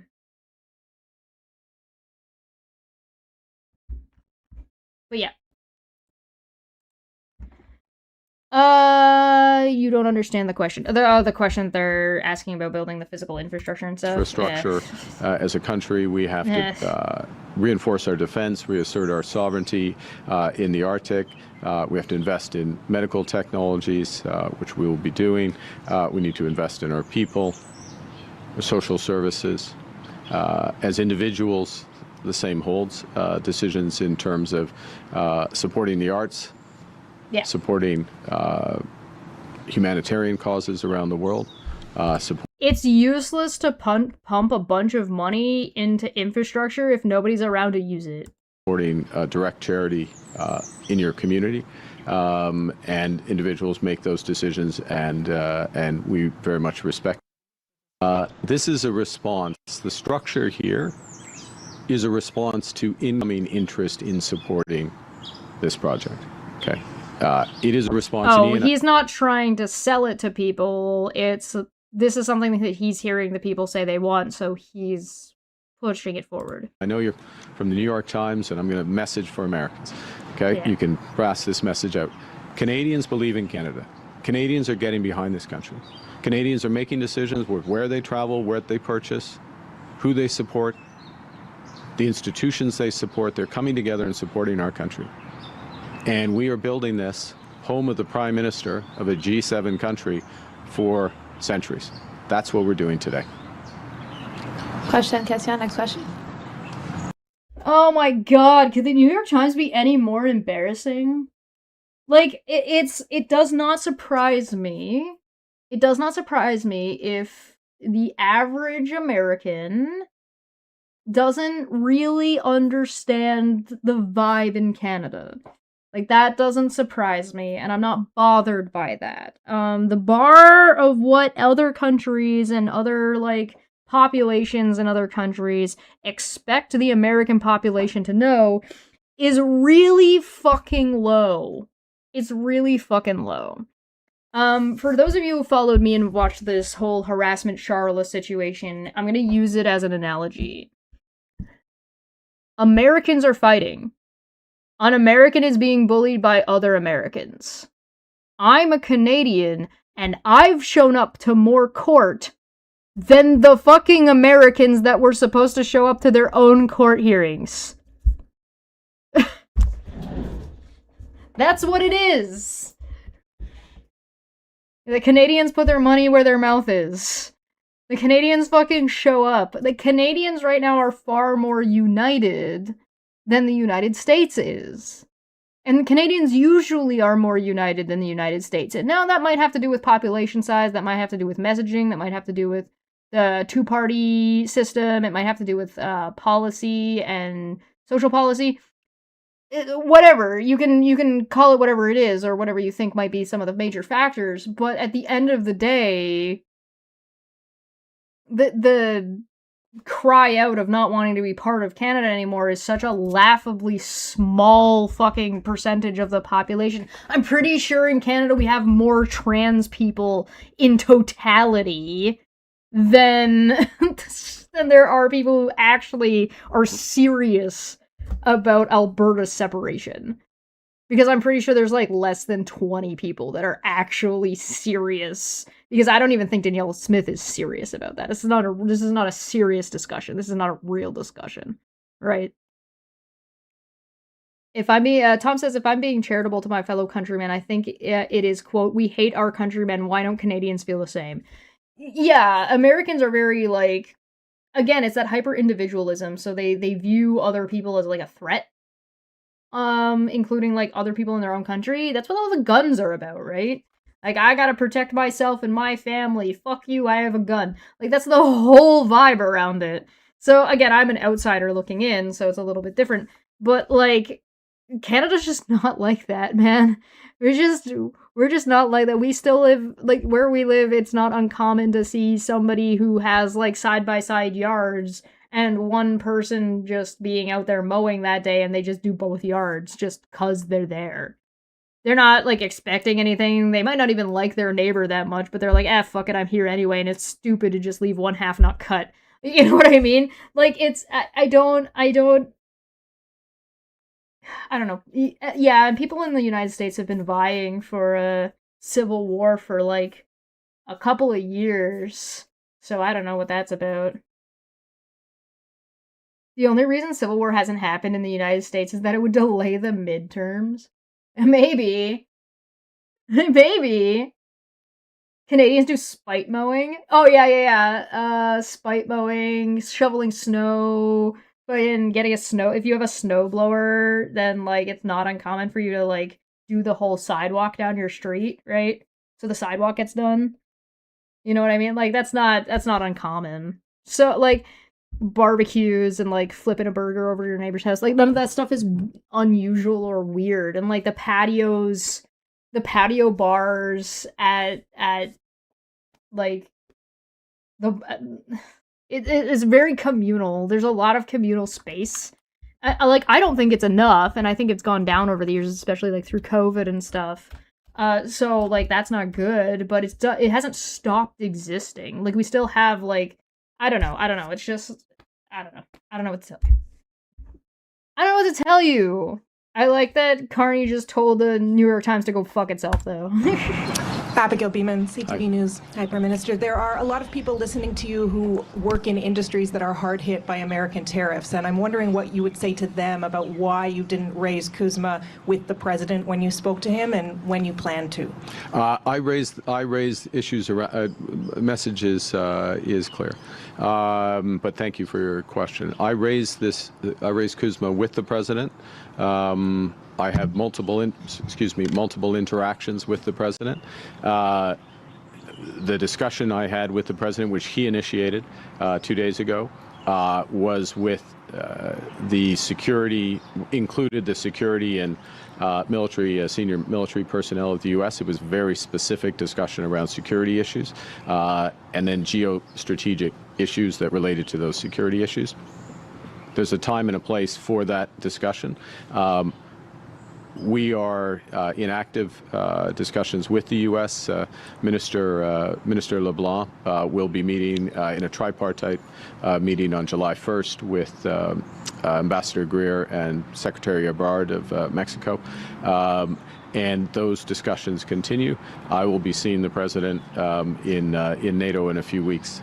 So, look, we are fighting for those industries, but the other core message, apart from the direct support that we're giving to the industry, helping them to reposition for any eventuality, is that what we're not going to do is to accept a deal that damages those industries. Right? There, as I said yesterday, there are bad deals that have been on the table for those industries for months, and we're fighting for those industries, not accepting what comes in. Last question. I like that Carney... Hi, I'm back. I had to go to the bathroom. I like that Carney went out of his way to tell everybody that Donald Trump reached out to him. Because that's going to make Donald Trump mad. Because he doesn't like that. He likes that, oh no, everybody comes to me. I have the best deals. And meanwhile, Carney's like, these deals are shit, and he called me. It's so, like, petty. And it's, like, the best kind. It's like it's my kind of petty. This is Canadian kind of petty. Which is, oh yeah, no, I was on a call with the president the other day, which he initiated, by the way. There's the tea. You know what I mean? Like, what are you talking about? Amazing. I love that. But yeah, I did hear a little bit about that, which I'm going to have to probably go back and watch him do a proper discussion about that. So we might have to work backwards. This is from 11 days ago. We might have to go further back and catch up on all these. Ouais, j'évoque l'ACM plusieurs fois avec M. Trump, mais pendant une discussion comme la discussion de mardi, je crois, c'était une discussion avec le secrétaire de la guerre et le chef de forces armées américaines. Alors, c'était une discussion sur la sécurité propre et la géostratégie. Ce n'était pas le moment de OK, on doit parler d'autres choses. Mais on parle souvent, il y aura une réunion, par exemple, le 1er juillet à Washington avec l'ambassadeur Greer, M. Leblanc et M. Ebrard de la Mexique. Merci. Hi, Prime Minister. Mark Ramsey with the Toronto Star. There's a growing list of deliberations and government decisions that you're excluded from because of your various conflict of interest screens. Are you...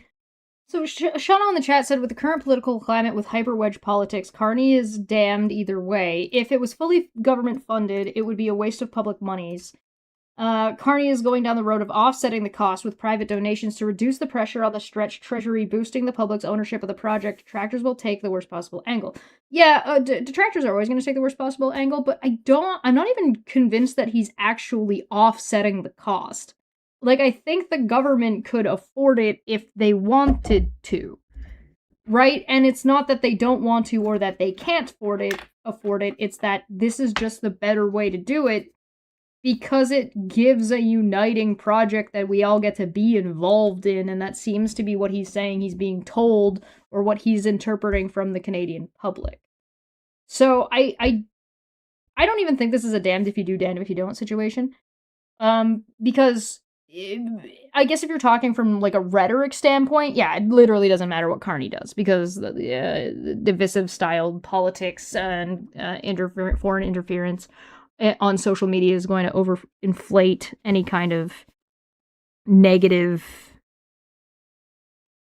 perception, right? But you know. Are you concerned that you have to outsource major decisions of your own government, including potentially one on this project? What? What outsourcing? He called in professional architects. Calling in professionals isn't outsourcing. They're not foreign professionals, they're local professionals. What a fucking insane thing to ask. What is this? Who are you? Hold on, put this back. Who did you say you were? Mark Ramsey with the Toronto Star. Shame on you, Mark. What are you doing, you fucking idiot? What a dumbass There's a growing list of deliberations and government decisions that you're excluded from because of your various conflict of interest screens. Are you concerned that you have to outsource major decisions of your own government, including potentially one on this project? Look, he even has to think about this. Like, what? I'm not sure. I'm not sure the last bit of your question follows, so I'm just going to say no. Well, I'm going to say no to the whole thing, but more specifically, your logic doesn't hold. So, with respect to this project, number one. Number two, we have a very strong team. We have several things in this government. One is robust conflicts of interest and ethics screens. The Prime Minister is not a president nor a king. He does not do all of the decision making on everything. That's what the cabinet and the different functions of government are for. Half of this shit is literally not his job. He's not the main person doing the negotiating with the United States and Kuzma because he has a professional who does that part of that work. That's his job. So yeah, the Prime Minister gets some final say-so to X, Y, or Z with the informed knowledge of his cabinet, etc., etc., etc. That response was a polite way of saying, I award you no points. Yeah, oh yeah, this is very, like, politically polite way of saying, your question doesn't make any sense, and is rhetorical nonsense. Which we follow, and I follow, and I respect that process fully. Secondly, we have a very strong team in cabinet who make decisions, and that process is followed. And I have every confidence in their ability to make those decisions. And I think, to be clear, what happens with conflicts is that it's quite often the avoidance perception of conflict as opposed to actual, because of course my assets are in a blind trust. I actually don't know whether or not I have an actual conflict. Thank you. But others make those decisions, and right, that's what a blind trust is. So all of his stuff is already, he didn't like hand it over to his daughter or his sons and then send them off to go make real estate deals for him in Russia. Like, that's not what's fucking happening here. He's got his fucking shit in a blind trust, so he doesn't even know if there's a conflict of interest in some of his shit. So, like, that's just really not how it works. It just feels like this question is... It just makes me think that the person asking the question doesn't know how fucking Parliament functions. It's a robust process. It works, and I respect it. Thank you. Thank you. Avec le devoir, j'aimerais juste vous entendre sur l'extension de l'aide médicale à mourir pour les personnes qui souffrent uniquement de maladies mentales. Le comité parlementaire a déposé son rapport la semaine passée. Oui. Il s'y oppose. Je comprends qu'il y a peut-être d'autres évaluations à faire, mais j'aimerais vous entendre, vous, personnellement, qu'est-ce que vous pensez? Est-ce que vous êtes à l'aise à l'élargir? Bon, ce sera une décision du gouvernement, mais il y a un rapport après beaucoup de réflexions, beaucoup de témoignages. Je pense que c'est significatif, mais c'est pas une question personnelle, c'est une question des... Yeah, it's a loaded question that's intended to make it sound like Prime Minister Mark Carney is admitting to having a lot of conflict of interest in government, which doesn't seem to be the case. Des droits des Canadiens et l'évidence médicale et le conseil des experts.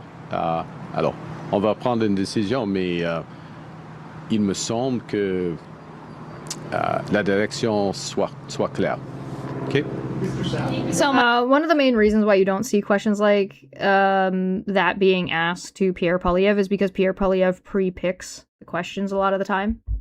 So yeah, the questions are curated by him and his team ahead of time, and like the amount of press at his stuff is like incredibly limited. And then he just LARPs softballs, and then goes on Joe Rogan, and then everybody laughed. Like, look at this. There's an interview. Pierre Poilievre on Carney. This is, oh my god. So we gotta watch this, right? Prime Minister.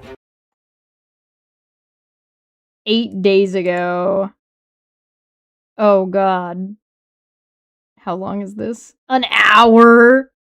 So we're watching this, but just not right this second. I can't do it right now. I'm gonna have an aneurysm. Let me save this to my watch later list. Oh boy, well I guess I know what I'm doing tomorrow.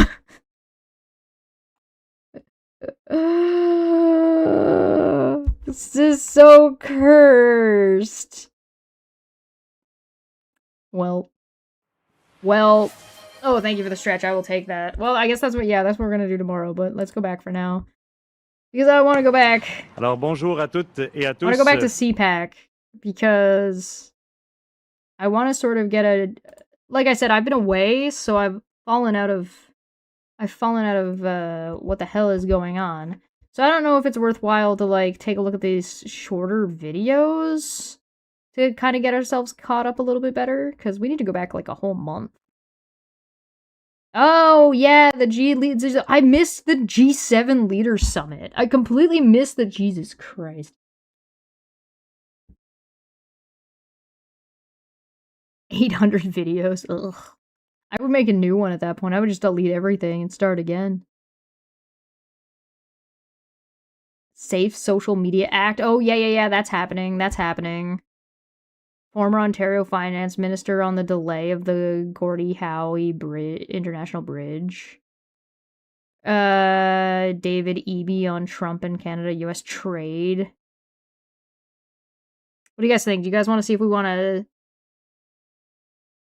You guys want to, like, fucking spam through these real quick?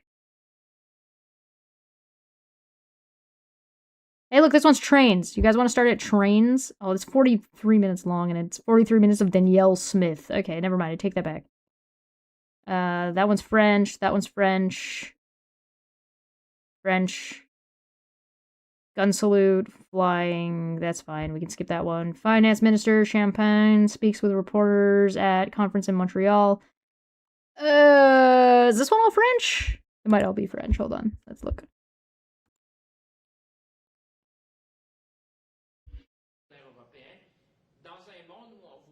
Yeah, it is. Alright, that one's all French. And also the audio quality is trash.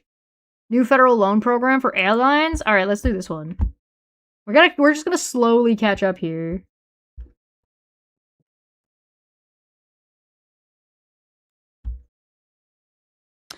Just a quick reaction, I think, to the government's announcement on a loan to the aviation sector. Look, Canadians are struggling from coast to coast to coast, struggling with the price of gas, struggling with the price of groceries. Canadians are now skipping meals as Canada is the only G20 country to be in a recession. And for the government to use this, again, every time there's turbulence, and quite literally, in this case, turbulence, this government reaches for the checkbooks. And we've seen that with the auto sector, we've seen that during COVID, and now we see that with airlines. The playbook never changes with the government. It's always taxpayer-funded dollars to profitable companies in the...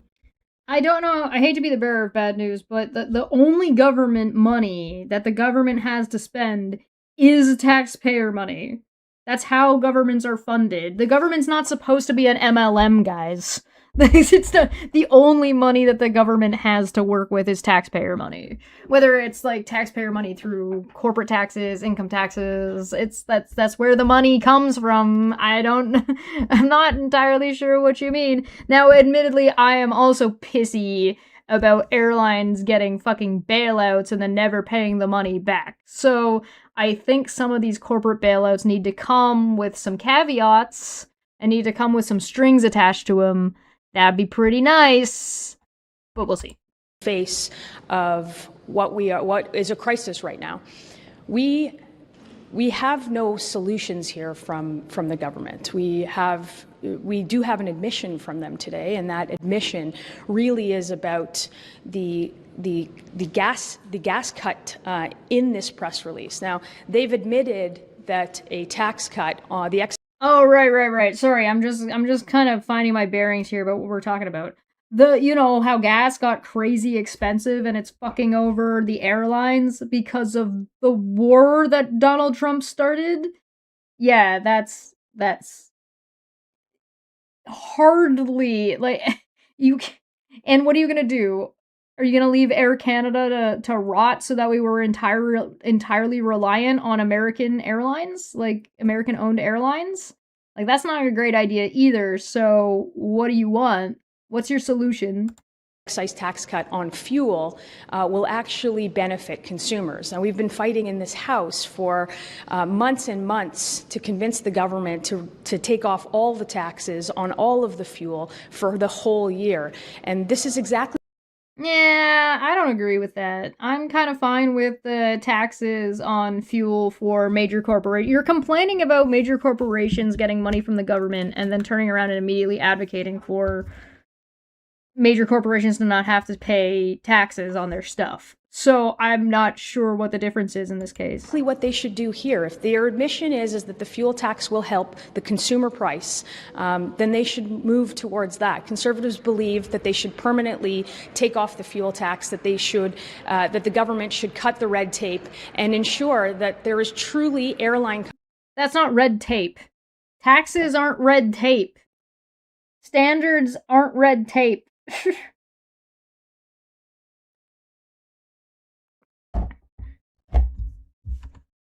Competition. Look, Air Canada and WestJet have made millions of dollars in profit, and putting that on the backs of taxpayers at a time where they can't pay for it, at a time where we're in an economic crisis, at a time where our country is in the only recession is not the answer. The government is saying that they're hoping that this I'm not sure I buy her framing. money will help, especially small airlines, ensure that they can keep continued reliable access for Canadians, especially maybe on routes that are less popular. Do you actually think that this money will do that, or do you think that they're just going to take the money and then continue with doing what they're doing?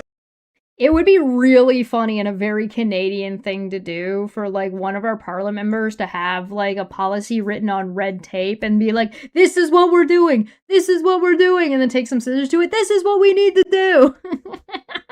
If it's some performative bullshit. Well, we've seen this time and time again, where profitable companies end up getting taxpayer bailouts, and the consumer is never never the one that gets the benefit from any of these government bailouts. They are.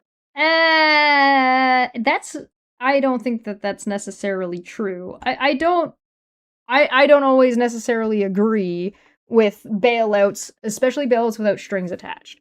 So, for example, like Boeing got a huge bailout from the American government, and then there was never any benefit to the people, and that money never got paid back. And I think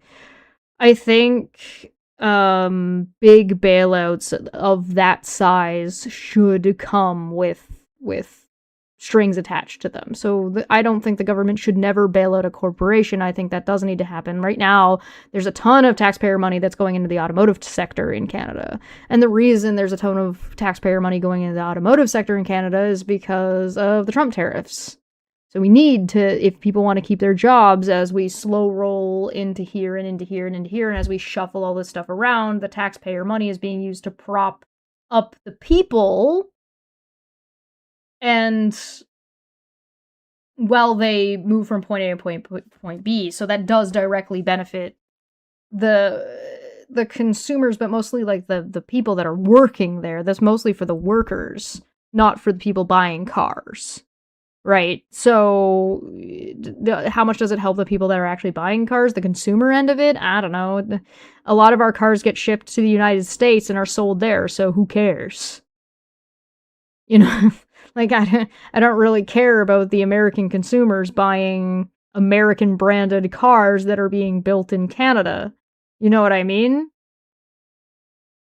They should come with iron strings attached. Well, I think that, like, if you're above, like, a certain market cap, it should. Because, like, it's not like big international flights are the only airports, right? There's smaller national ones in Canada. Canada's very large, so there are smaller airlines that go like between and right, like Toronto and Montreal to Calgary to BC, like to Victoria. So there's those as well. So yeah, there might be some benefit to the larger corporations, and maybe it does disproportionately benefit them. But like, when you say the consumer, who are you talking about? Because this is a tax cut to fuel. This is cutting a tax that we added on to fuel. so it's being cut for an amount of time. Do you see what I'm saying? So, is this a tax cut that's intended on helping the consumer in the first place, or is this a bailout that is happening to... I think this MP is talking about two different things and they're getting conflated. I don't know if that's intentional or not, but that's what it sounds like. They're not fixing the crux of the problem. They are not. This is treating a symptom and not treating the disease. If they yeah, but you have to do both if you want to survive the disease. People make this analogy and it pisses me off. Because it's like, oh, you're treating the symptom and not the disease. It's like, yeah, this particular... you have cancer, okay? And you're going to get chemotherapy and we're setting you up for a diagnosis and radiation for targeting your specific cancer. Here's a joint. Is the joint gonna cure your cancer? Is the joint curing your disease? No, but it's gonna make it easier for you to eat and be in less pain while you do the other thing. I don't... It's so fucking volatile to say shit like this because these things are so interconnected, and trying to pretend it's a bad thing because it's in a bubble because this thing doesn't solve this thing when what it does is it treats the symptom while we do this thing to deal with the disease. God, this type of politics is a disease. really wanted to help the consumer, they would open up the airline sector to real competition. We would get our resources. What does that mean? Real competition like what? Like who? What are you referring to? This is so vague, too. We would put more money in the pockets of Canadians to make travel more affordable and to make sure that the airlines can function in an open marketplace. How does what they're doing not do that? Tell Elmo.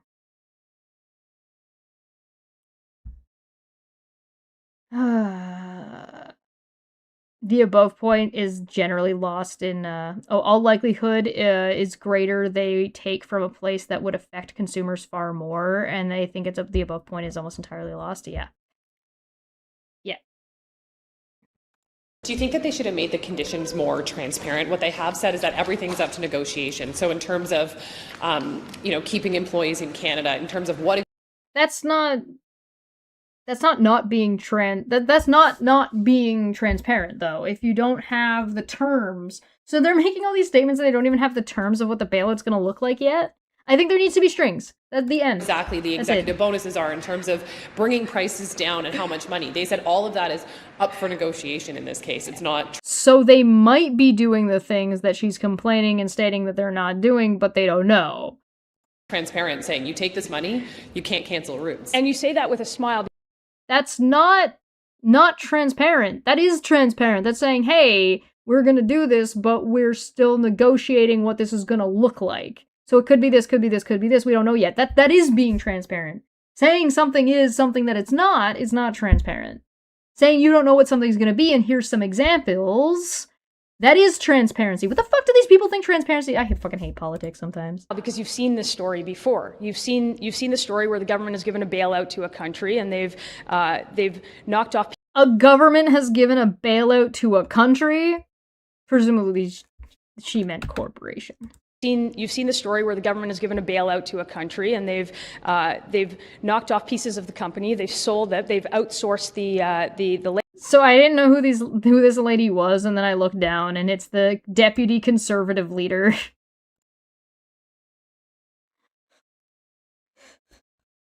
So her complaint is actually the government bailing out corporation isn't big enough. That's actually what she's saying. That's funny. Labor and the consumer never gets the benefit of any of these bailouts. These provisions in this loan don't guarantee at all that the consumer benefits from this. So we've got a problem. That's not how economics works. That's not. Whatever. With that, we've got certainly a problem with consistent loans that don't fix the problem. So we're going to go into QP and we're going to talk about it there. Thank you so much. Thanks.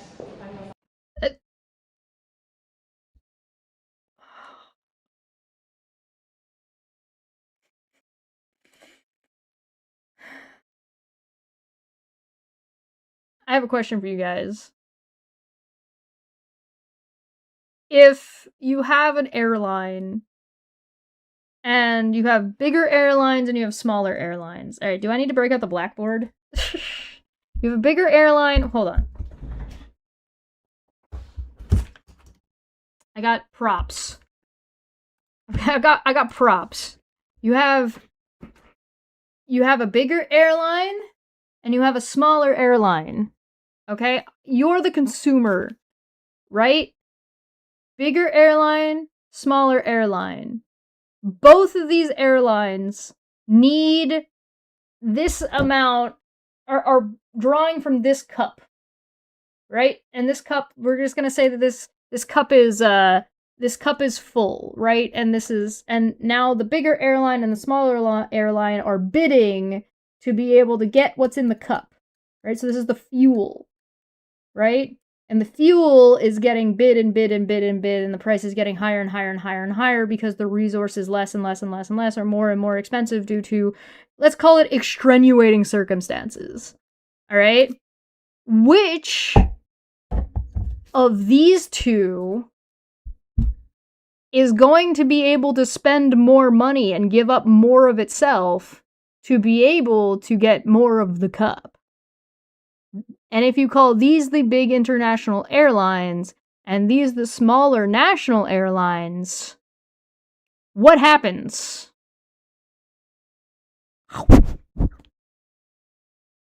The big international airline is able to eat the costs, and the smaller international airline goes under.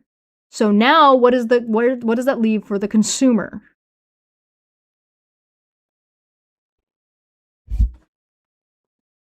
This can't get any fuel and can't survive the crisis. This one can. Right? So what happens to the consumer if you remove all of these guys? It means they can only go to this guy, which means now this guy's got a monopoly and can control all the pricing between going from point A to point B. And because they're an international airline, most of their money and stuff is wrapped into international flights, as opposed to national ones, which in Canada are very expensive. Why? Because Canada's fucking huge. It's not a big flight to go from Toronto to New York, but it's a really big flight to go from Toronto to Calgary. Longitude and latitude. You see what I'm saying? So what do? You can't stop the extenuating circumstances that are affecting the fuel cup. So if you can't change what's going on with this fuel cup because it's extenuating circumstances that you don't control, what do?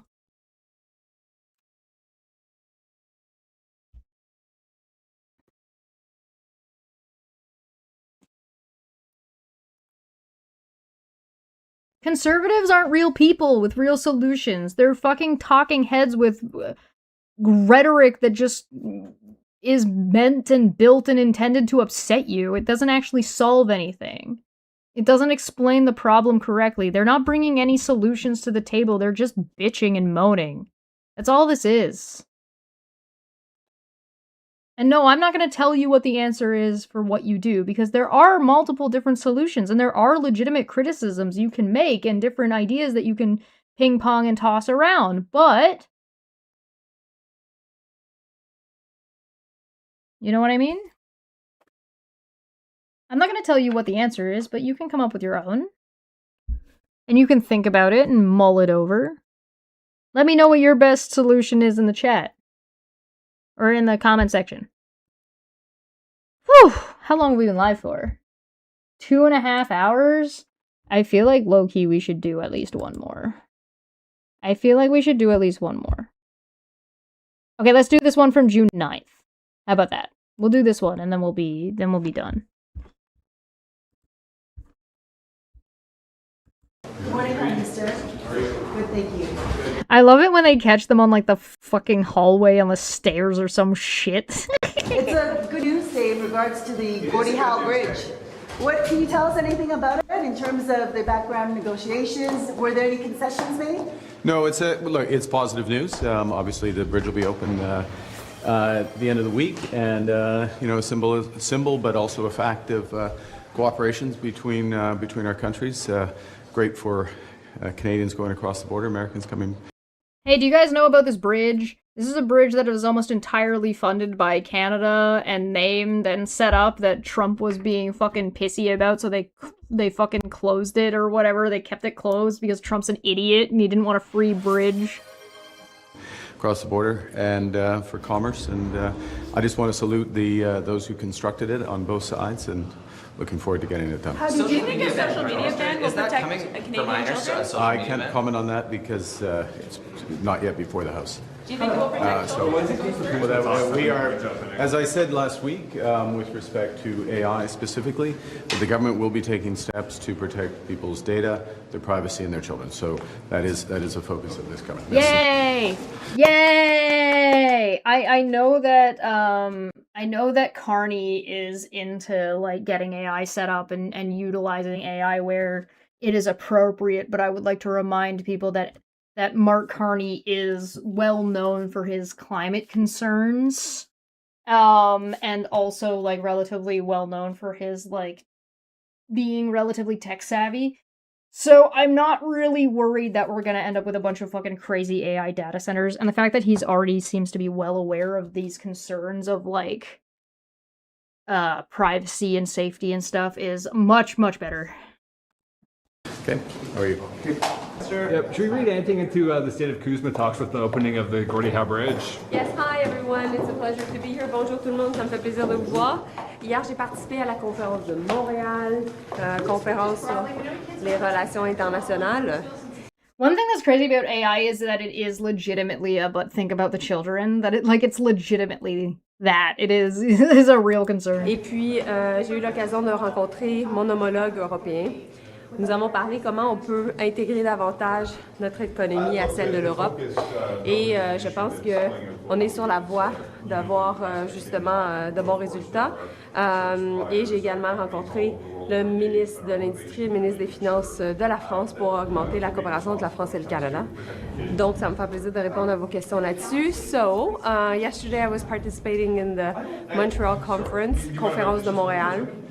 It was a good opportunity for me to be able to work with my European counterpart, Stéphane Séjourné, and we're working on getting closer to the EU, making sure that we can create a better trading partnership, partly at a time when we're dealing with the trade war.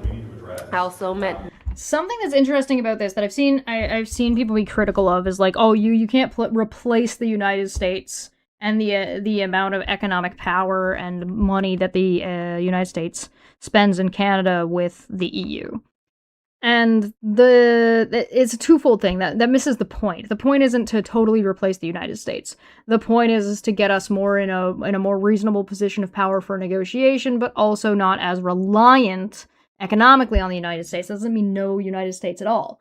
On the other hand, there's also another part that I think people miss, and it's that the United States' economy and its ability to spend money is about to fucking eat shit and die. Like, it's tanking, and it's gonna tank really bad. All you need is, like, a little bit of, contextual information to know that the United States economy is in the midst of crashing, and it's about to get real bad real fast. So, like, in the next couple of years. So, even if we, like, it's foolish to not do this anyway, because if Canada didn't do this and move into other spheres and other places and pull money in from other spots, we'd be getting dragged down with the United States real hard, so.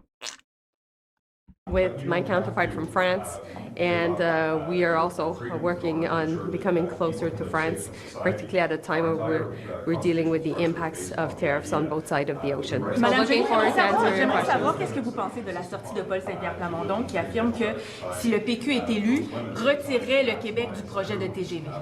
Moi, je pense que les Québécois sont tannés de voir que en She France, is c'est possible d'avoir des TGV, mais au Québec, c'est pas possible.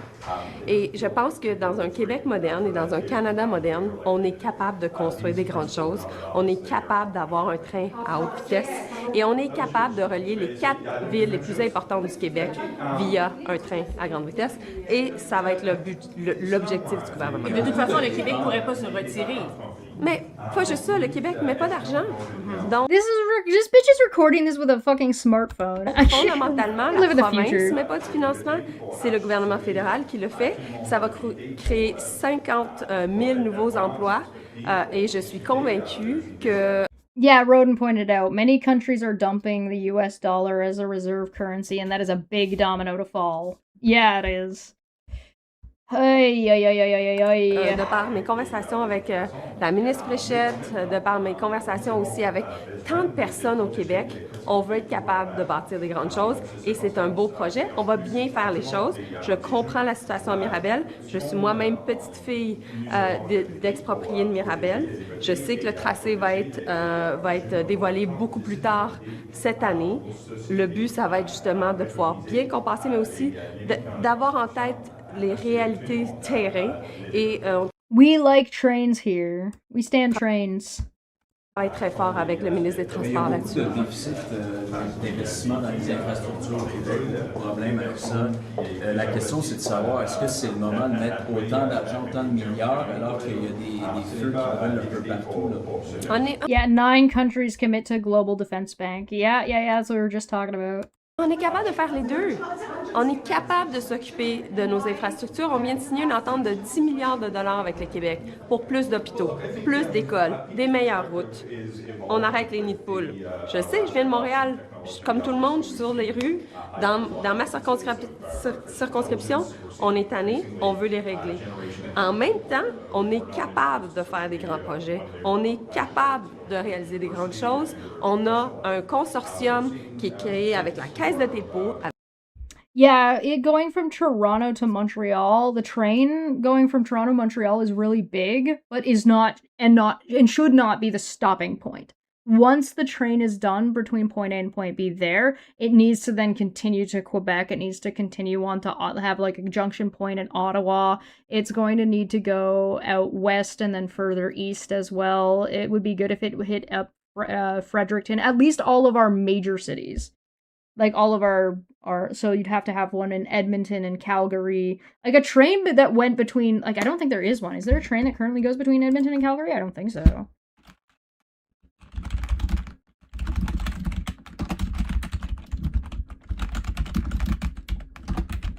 I could be wrong. I don't live out there, so... Yeah, there isn't one. They're talking about doing a high-speed rail line. If we also do a high-speed rail line with the solar paneling like they've been doing in... Oh, where was that? We're gonna talk about this more on the pub at the end of the month, but let me pull it up. I have it saved. I've been saving shit. Netherlands installing solar on every motorway noise barrier. Gobi Desert shit. Where's the other one? Where's the one I'm looking for? The rail one. Japan, I think, did it. Oh, we gotta talk about Hockey Night in Canada. Don't let me forget about that. We're not gonna do that today. We're gonna do that as its own.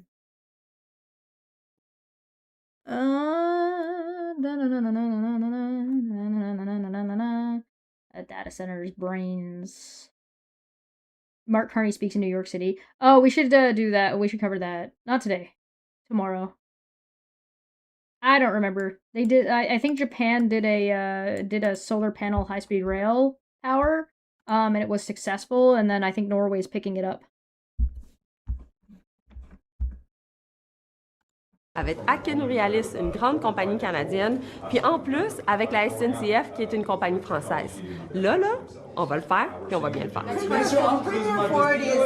Premier Ford is in Washington right now promoting Fortress America. Is he the best ambassador for Canada right now in trade talks, given the fact that it was his commercial that derailed progress?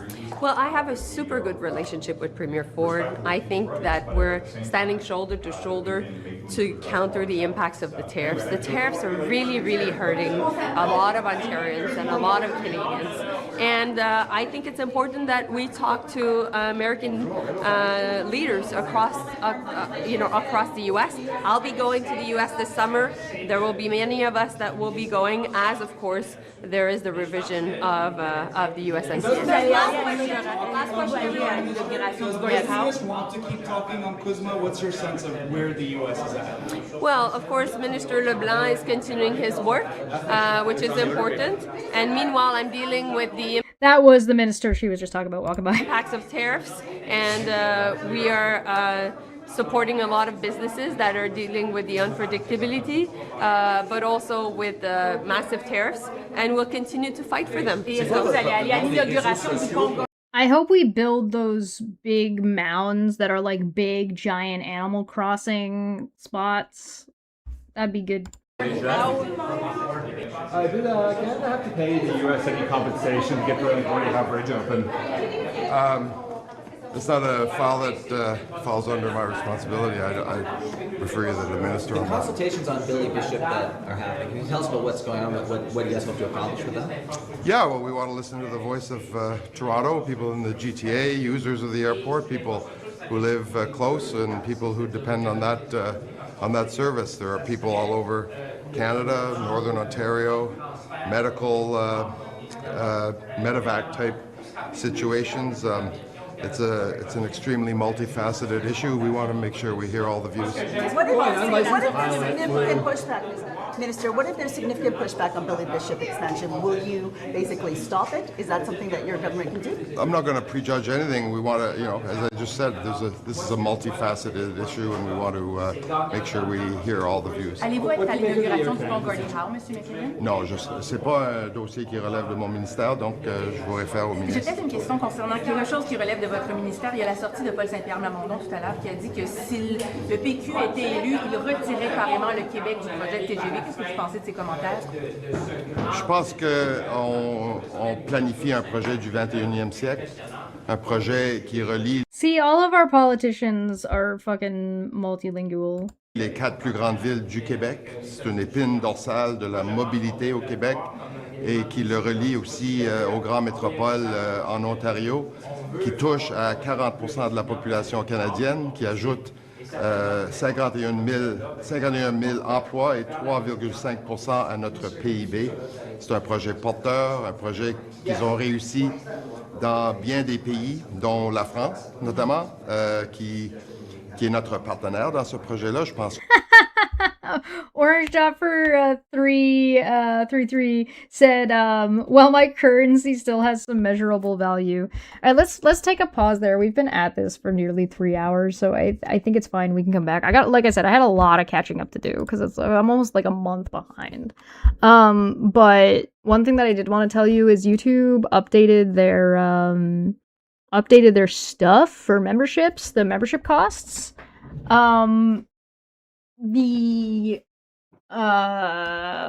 So most of that, the big fix on that was like, I think it was the Argentinian money was like wrong, like somebody inputted something wrong and it's been wrong forever and it was like all fucked up.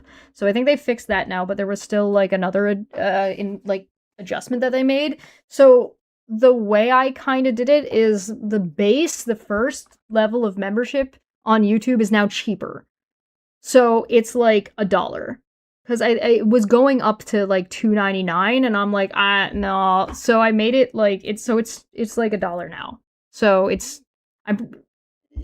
if you want to get your membership and you want it low, it's $1 for all the work I put in. Come on.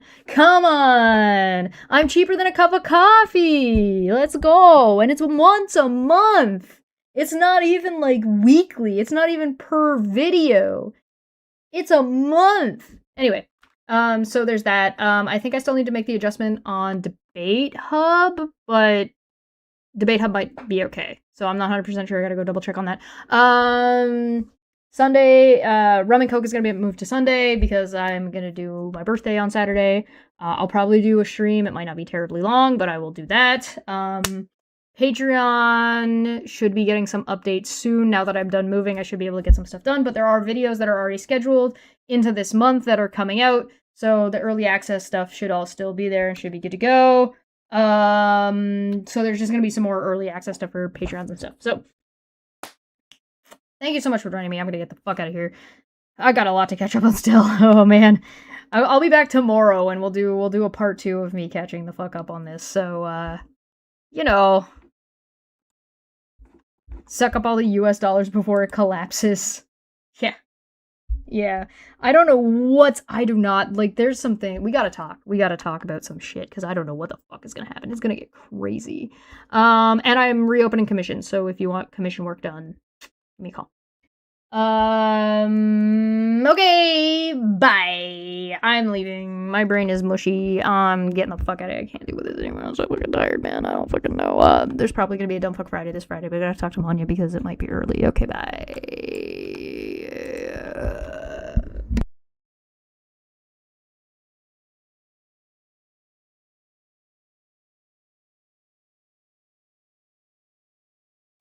What you just said is one of the most insanely idiotic things I have ever heard. At no point in your rambling, incoherent response were you even close to anything that could be considered a rational thought. Everyone in this room is now dumber for having listened to it. God have mercy on your soul.